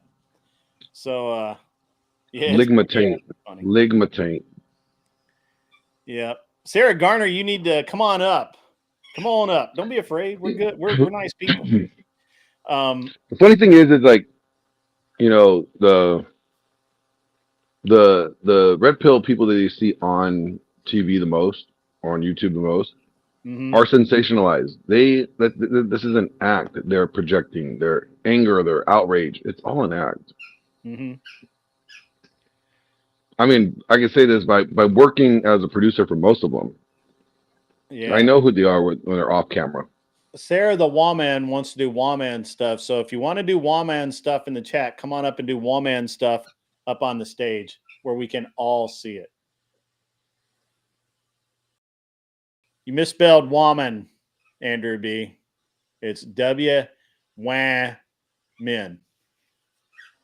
W-A-H. Don't be scared. We're nice people. We have women up here all the time. I'm actually surprised Michelle's not here. We love bitches. Bitches are good. I mean, shit. We know that, you know, the future is not a promise without bitches. Mods, you guys can post the link in chat for the to come up on stage, but only John Galt and maybe Sarah. I'll let those two up. Anybody else, don't bother clicking it because I'm not gonna let you up. And I may kick you out. So, you know. And when I said bitches, I meant that in a good way. Yeah, bitches are good. We can say bitches in so many different ways. Wrongful Rage, $9.99. He's paying the price of admission. Come on, Sarah. On the stage, they have cookies. I don't actually, but I probably have some Red Bull. So that's cool. Glenn, I don't know if I outed you, but I said that we couldn't find any leftist bitches last night to go up on stage, and that's why you were angry. So, I know. Yeah, it was frustrating because it's like I put this perfect, you know, perfect topic, perfect prompt out. You know, I made a nice little video for it, and no feminist wanted to join me. And I don't want to have an echo chamber where it's a bunch of people just co-signing what I'm already saying. So I said, all right, never mind then. Unfortunately, feminists only fight in groups. They won't fight. Well, I was looking for a group. Hey, can somebody please somebody other than me reassure Sarah that this is not a debate. This is a conversation. I only have debate. So no, Sarah, he doesn't debate on his channel. Yeah, Grid's something that you guys channel is like this is the Continental. There's no business conducted here. Yeah, he acts nice on his channel. Now he'll go to my channel and then he will cause a shitstorm on my channel and fuck up the entire, you know, vibe over there. We could be chilling, having a conversation, and Grid will come over there like a fucking bull in a china shop and just knock everything over and then leave. That's what he does. But over on his channel, he doesn't do that. No, that's not allowed. Actually, he'll kick us out if we do that. Yeah, it's a Continental. No business gets conducted on them. I try to have that over on my channel, but no, that doesn't happen, unfortunately. Yeah, and the chat knows me. They know I'm charitable. I don't really. I argue when the moment is right, but the moment's not here.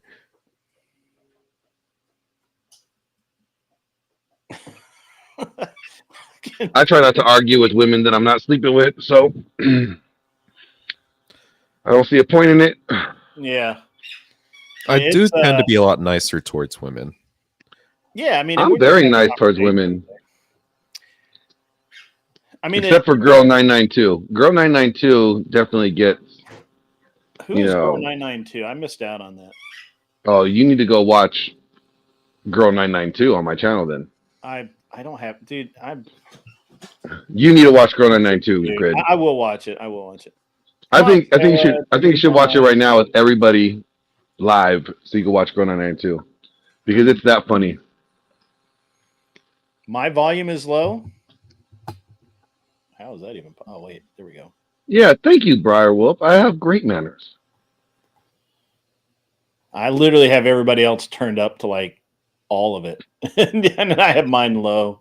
That's funny. Chat. Should Grid watch Girl 992 live right now? No, not right now. I'm asking the chat. I'm not asking you, Grid. Did Sarah peace out? Did she leave again?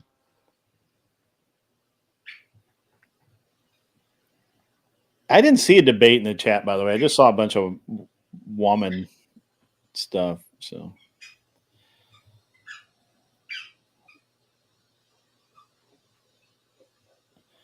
New Dark Age now. This has got to be the most boring stream of all time.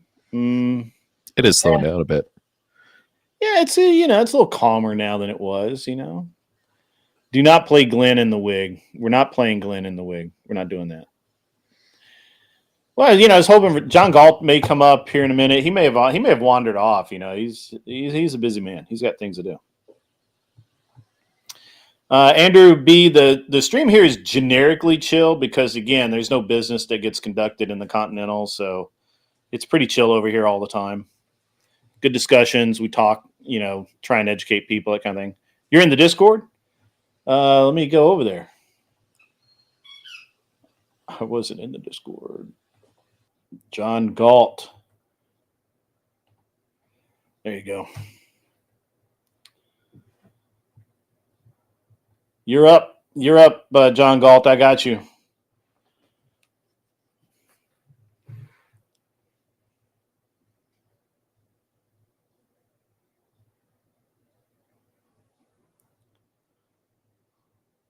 Just an alert.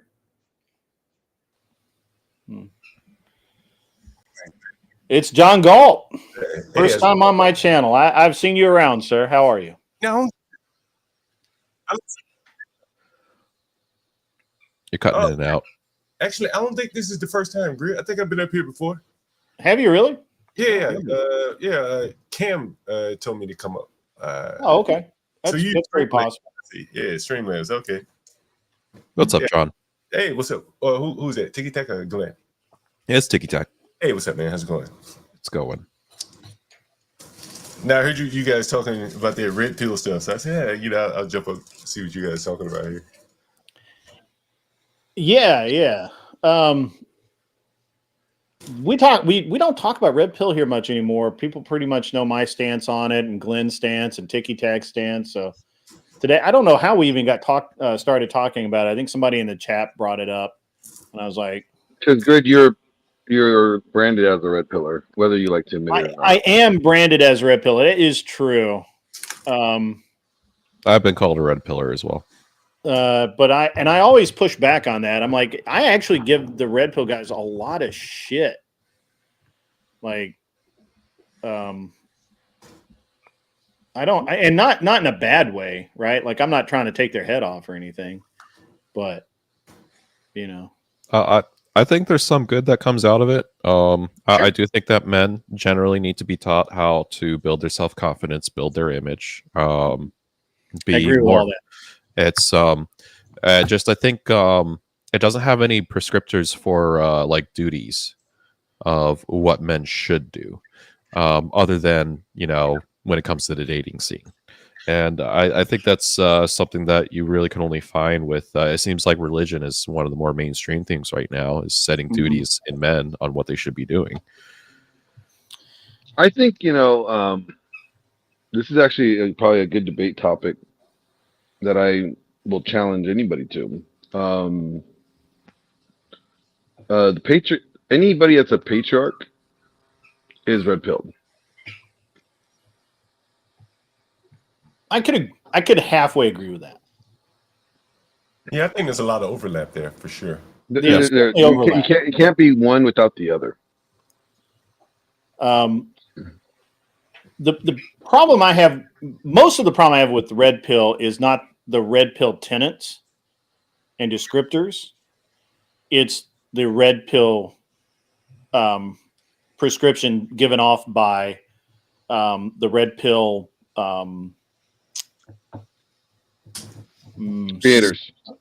creators, content, or coaches, I guess, better. And then I would say this: the patriarch. It would say, if you want to go like biblical patriarchy or anything, is almost considered like fighting a war with the Geneva Convention, right? So fighting a war with rules, and the red pill is like, fuck that, guerrilla style, win by any means necessary. I mean, the descriptors I think are pretty tame, wouldn't you say? The descriptors themselves, get in shape, be a better you, don't lie. Those would be prescriptors. Like descriptors. Descriptors are like the problem. This is the problem. Yeah. The descriptors are like the diagnosis. This is the disease that you have. You have cancer. Well, let's just prescriptives. That way it's more clear. The tenet, right? The idea behind it, right? Be a good human. Believe in something. It doesn't have to be the Bible or whatever. To believe in something, get educated, get your money right. Be in some shape other than round, and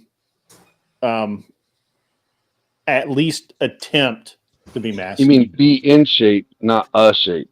Yeah, right. Yeah, right. And I think all those are great things. I mean, I don't think that there's anybody really that can push back against those things being good for society overall. Where it starts falling apart for me is when we get into the prescription that is given out by red pill creators, where all women are whores, right? I don't believe that. You can't trust women. I don't believe that either.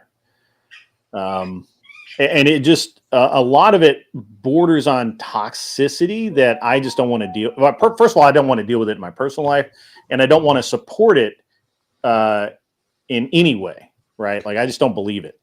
And I know that Glenn and I have actually had many conversations about how if I don't believe that you should, if you can't trust your woman, you should not be with that woman at all. Maybe a one night stand, maybe a booty call, 3 a.m. But you can't live your life with someone that you don't trust. Where a lot of the red pill is that you just can't ever trust. Women are always going to let you down. They're always going to cheat. They're always going to do this. They're always going to do that. I don't think that's what they're saying. I think they always can. Well, they always will. I mean, yeah, anybody can do anything. I mean, I'll agree with that. So, yeah, I would say red pill is kind of a great primer to young men to kind of like adjust themselves to be a man. But once they've finally achieved all of these like listed goals of like red pill, it still leaves them kind of lost. What, Sarah? No. I don't believe anybody. You can't trust anybody, really. No, I take that back. There's some people you could trust, but generally it's good to rule thumb. Just don't trust anybody. Sarah says trust but verify. Trust but verify. So all you got to do is trust but verify. Yeah.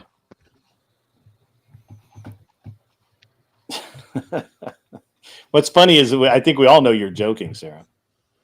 So, but how are you today, John Galt? I'm being a bad host. I'm not. Oh no, you're fine, Grid. I can't complain. It's a beautiful day. A little cold, but that's it. I'm surprised you're not over on your own channel. So don't you stream like 24/7?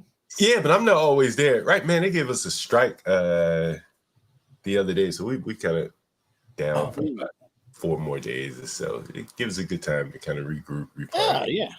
Forced vacation. Yeah, you know, that's how it goes. Sometimes The best vacations. you're going so fast. Sometimes you never stop to take a look at what can you do better and stuff like that. Sometimes. Yeah. Okay. All right. Yeah. But Stanley's streaming right now. He's one of our hosts. So. Yeah. Okay. That's cool.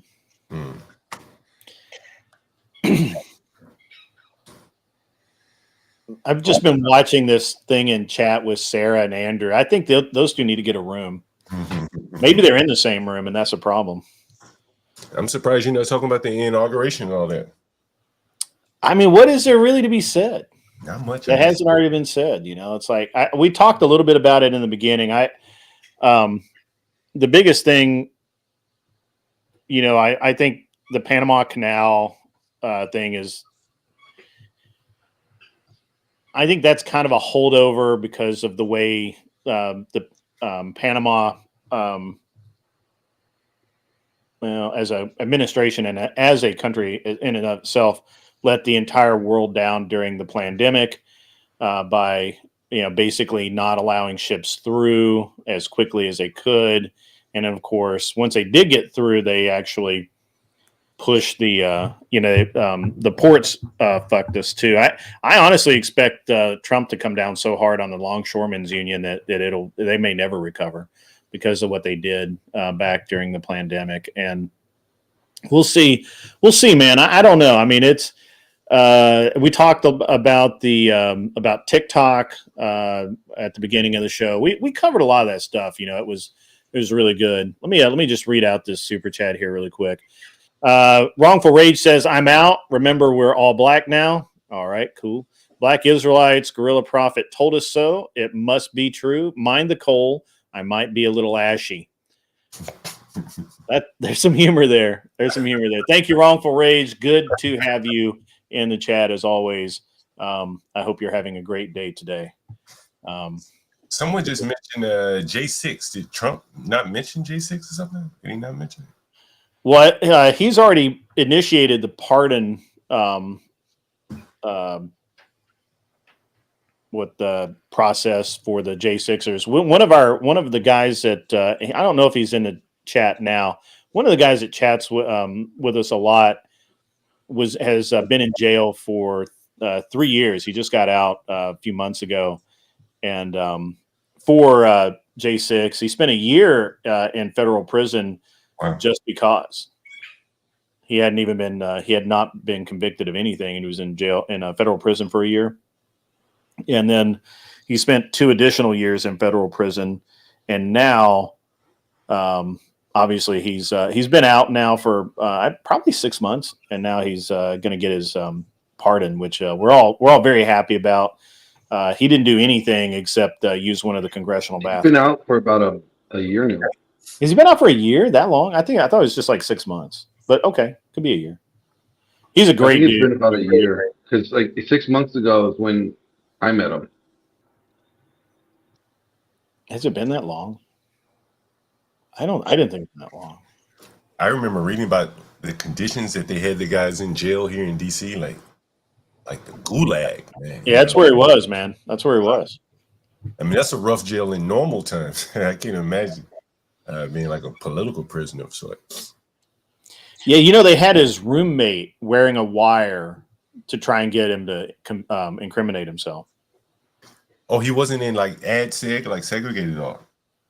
No. When he was out before that, during the investigation, the FBI basically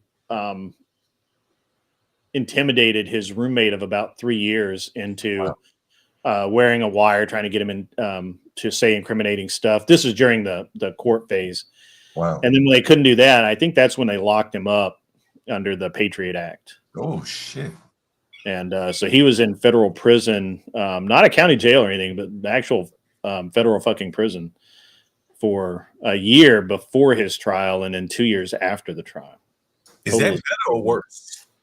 Is it federal prison better or worse? It sounds pretty fucking horrible. Like, I don't know. Federal prison is pretty chill. I don't know. Like It's chill. It's compared. It's chill compared to state. Yeah, compared to like I mean, state prison. I mean, they're pretty much both the same as like intake. The intake prison is when you first get sentenced and you get there. That's the worst. That's like closest to like county jail. Well, I do think the Patriot Act needs to be removed. Yeah, I think that it gives too much. I mean, there's a lot of things that people really don't understand. What's going, how bad it really is right now. Like between the Patriot Act and the Civil Forfeiture Act, the federal authorities have a lot of power in this country that they should not have. The thing is that you can enact a Patriot Act to get somebody who just like transfers money to like the wrong person. Yes. It really doesn't take much for somebody to initiate a Patriot Act. Mm-hmm. No, that's true. That's true. Well, you can be. I was actually questioned by Homeland Security because I requested a new Social Security card. And I was in the process, and my wife was in the process of getting her citizenship, and we weren't married yet. So when I met my wife, she was already in the process of becoming a U.S. citizen, and it was just for some reason it stood out that we were dating and well, actually we were living together at the time, and I had made a request for a new Social Security card, and I'm like, yeah, I did that. I lost mine. It's I moved 3 times. I have no fucking clue where it is. And they questioned me about that. Mm-hmm. I had Homeland Security people up in my house. That's crazy. I know. So it was. I wonder how much it costs to send them down just to question you, like what plane tickets, what fuel miles, rental car. Yeah, I don't know. It was nuts. It was only like a 5-minute deal too. Right? Like they were like, "Hey, did you request a new Social Security card?" And I'm like, "Yeah, it's weird. I haven't gotten it yet." And they're like, "Oh no, we've got that on hold. Did you actually request it yourself?" And I'm like, "Yeah, I went down to the Social Security department downtown. It was in Denver at the time. So they're right near downtown. Went down and filled out the paperwork, and they asked me some questions, and I answered them, and that seemed to be it. And I didn't think it was a big deal. And they're like, okay. But it was you that went down and did it. I'm like, yeah, okay. All right, well, thanks for your time, sir. Now they have field offices everywhere, so you probably wouldn't have to. They wouldn't have to fly in. They have like FBI. Yeah, I think Ticky Tac's being a little tongue in cheek, but yeah, but like the fact that he had to go there, they probably billed the government at like $50,000 for that 5 minutes. Yeah, that's kind of what I'm getting at. Is like whenever I think of like a federal body in an official capacity approaching somebody, it's like what runs through my mind is how much is that costing the taxpayers, and how often does it happen? Because that is one thing that's been running unchecked for a while, is just how much money is being spent on the federal level. Mm-hmm. Yeah, no doubt. I don't know. I think it's a very interesting. I think it's very interesting how big our federal government is, and how cumbersome it is, and how stupid it is. So, well, we can do better. We have the technology. It's become so big that it's just hard to track every single penny that's running through. Nothing has become like a, a place where like the dumb and the really smart can all hide out and benefit at the same time. It's a brilliant observation. I know some really smart people that could really do well in the private sector. Some of them are my neighbors here in DC. And I mean, they could go into the corporate sector and do very well. I'm sure of that. But the security and things like that they get working for the federal government, there's really nothing like a guaranteed paycheck. You really can't match that in the corporate world. And so you add that in with the people that are protected, the protected classes, and I'm not talking about race. I'm just saying like the lower level incompetent employees that you see, they're all kind of benefiting from it. And that's a strong lobby to get bigger and bigger and to grow it. You know, it's really amazing to see it up close in person. Yeah, it like comes down to you know, the leadership within whatever state building is going to look at their employees and be like, well, I'm just going to keep that guy around because he's not going to look into like the messes that may be about. And it could just be something as simple as that. And that's why they have job security. Yeah, you know, they talk about it in accounting. You know, one of the biggest ways that you uncover fraud is just make people take a vacation. Like if you're auditing someone, you know, go take a vacation. Let someone come in and see what you've been doing. And in these cases, you know, you see guys who don't take vacation. They've been there 20, 30 years. It's a very easy way, you know, there's got to be something going on there. I mean, I had never thought about that, but that's probably true. I've never triggered an audit. I feel like I probably should have a couple of times with some of the things I did, but well, I'm talking about like if you're looking for fraud, like corporate accounting, right? yeah. Yeah, one of the things you do is, you know, make them go on vacation, the person in charge of payroll or something like that. And you would uncover any fraud if it's occurring. And the government, you know, all these people have been there for so long, you know, and that's just not typical in a normal workplace where people are staying there 10, 15, 20 years. And so that gives them quite a lot of latitude, I would imagine, to engage in a lot of fraud. Yeah, I don't know. I've never really engaged in fraud, but certainly I'm shocked that I haven't been audited. And it still could happen, you know. I've always had to pay taxes, so that's why I don't get audited. Yeah, I've always had to pay taxes. They just don't like to give me any of it back. The last, and I've said this before, I'll say it again. The last 10 years, yeah, probably right at 10 years, maybe 9 years, whatever. It doesn't matter. I've paid in 6 figures a year, and I've kept enough of my money out that I usually get right around 90 to 100 back when I do my taxes. Oh, well, what's your what is like the percentage in taxes you're paying like per year? Would you say it runs between 30 something and 40, depending on accounting. Great. If you don't mind me asking, what do you do for a living? Well, I'm retired now. Right. I owned a bunch of businesses and I sold them all. So I didn't actually really pay that much taxes the first like 15 years that I was kind of doing my own business and stuff. And then my wife went to work in finance, and that's a W-2 job. And everybody thinks that all these finance people can hide money and they don't pay taxes and all this stuff, but they can't hide shit. W-2s, yeah. Yeah, they're fucking W-2 employees. So they're, you know, and everybody's like, well, you know, they get this really big bonus. I've never been more pissed. My wife got a $500,000 bonus one year. Of that, $180,000 hit my bank account. Damn. So I love it when people start talking about taxing the rich, because I'm like, that's me, motherfucker. Stop talking like that.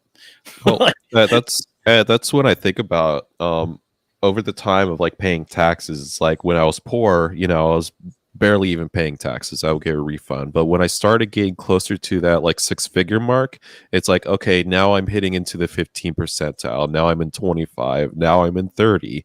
You know, it's like I'm paying nearly 25 to 30% taxes every single year now. Yeah. And I just look back at these people who are like complaining about like taxes too high and the rich need to pay more. It's like, bitch, we're paying for all your social services already. Right. Right. Like I think one year I paid right at 300 grand in taxes and I got 98 back. So the government kept enough to employ 3 people. Yep. That's legit. That sounds like good use of my money.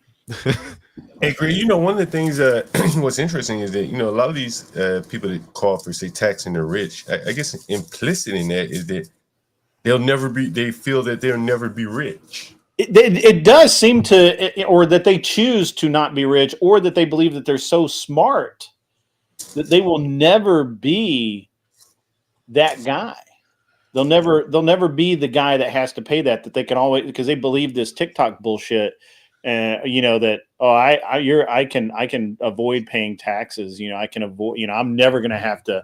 I'm gonna be able to file as some weird LLC somewhere in Iberia or something, and not have to pay taxes. I'm like, that's not how this shit works.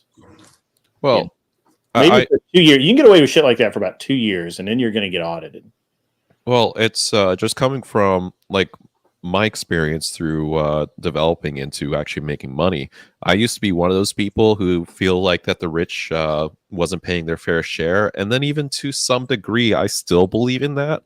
But there's a very specific nuance to it. It's like, it's not the 1% or the 0.1% that's not paying their fair share. They are.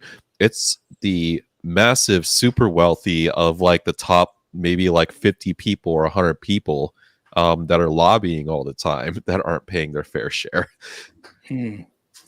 That's really what's going on. Yeah, no, I mean, you're not wrong. You're not wrong. But I don't know, man. I get aggravated every single time I start talking, or people start talking about taxes. I get aggravated when I have to listen to people who feel like that nobody pays enough. I'm excited. I'm excited when I start hearing people talk about, flat taxes. I think a flat tax is fucking great. Then the people that buy, I'd love a flat tax. Yeah, people that buy shit pay more taxes. People that don't buy a lot of shit don't pay a lot of taxes. It would make taxes a hell of a lot easier. It's like taxes just become more complicated the more you make. Mm-hmm. Yeah, it's just really, I don't know. It's really bad. So, and that's one of the reasons why. So, like, I would love Trump's actual goals to actually happen, right? Like, 1-page tax return would be fucking great. 3-page bills, in Congress, that'd be great. There's so many things that ought be that I would fucking love. I would love half of that shit to happen. Yeah. Like, or even just like restricting the page limit alone, that could go a long way, because even whenever they start voting for the new budgets, like at the end of the year, it's like, why does it have to be like 3,000 pages long? Yeah. It's like nobody's reading that pork, shit. Man. It's all the pork. Yeah. Doobie has been added to the list for the debate tonight. So gonna fry up some frog legs later. Who's having the debate? So Prime Kai on Twitch. He's a Twitch streamer. He does a Monday night debate panel. It's limited. You have to be invited. And I've been on for about the past month and a half, I guess. And so tonight we're going to debate. His debate topics are really stupid, but it works out. And we're going to have a good time with that tonight. If you want to troll, take Doobie's like frog photo and put him in boiling water. Oh, that'd be funny. Yeah. I need somebody make that happen for me. All right, guys, it's getting about time to where I call it a day and wrap up. If we get some final thoughts going from the folks up here on the panel, I want to extend my respect and admiration to the chat today. Awesome. It's been an awesome day. And I've been much entertained by Sarah Garner. Hopefully she became a subscriber and will be here forever. So let's get these final thoughts in, and then I'll do my closing statement, and then we'll wrap her up. Put a bow on it. Tom, would you like to go? Sure. Great show, Grid. Thank you for having me up, by the way. I have to come back more often. Yeah. I'll be on at 6:30 tonight, Central Time. I'll check you out. So you'll be streaming from your stream while on. Yeah, I stream it through my stream. I don't go on Twitch, bro. Twitch is a touch too gay. I heard that. So, Thanks for having me, Grant. absolutely, man. Good to see you. Okay. All right, Glenn Lawrence, my buddy, my pal, my old friend. What about you, buddy? Yeah, it's 2025. President Trump's back. Start crying libs. I want to see some amazing TikToks of you raging. Now that Trump brought TikTok back, Just for you. just for you libs to cry about. So I want to see some amazing liberal tears being shed. I couldn't agree more. That's all I got to say. All right, Ticky Tac. What do you got, sir? Make America great again. All right. I like it. I like all of it. Make America great again. Again and again and again. Make it better than before every time. Ladies and gentlemen, it has actually been a great show today. I really appreciate Andrew rating me, and I appreciate everyone who has stayed for the show. It's been pretty epic watching Sarah and Andrew be in the chat, go back and forth over feminism and feminist talking points and all that cool stuff. Really had a great time with that. And I'm going to send you guys over to my buddy Jake at VO Pod. He doesn't normally stream during the day, but I'm sure it's just a holiday thing. And in the meantime, be cool. Wear glasses if you need them, and get off my lawn. Yeah, I just answered your question. Can you tell me what epistemology means? Epistemology is the study of the epistles.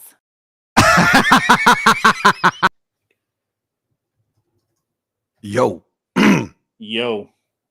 Have you been noticing a slump in viewership and in donuts? I did over the holidays. It seems to be coming back up, but it was definitely and Michelle actually thought maybe I'd been shadow banned. Because I've noticed a huge drop, and I don't know what it is. So I noticed, so I don't know if you've noticed this, but I noticed a mass of wait a minute, are we still live? Let's make sure we're not live. No. Oh, wait a minute. You might be live still. You're still live. It said end, but it did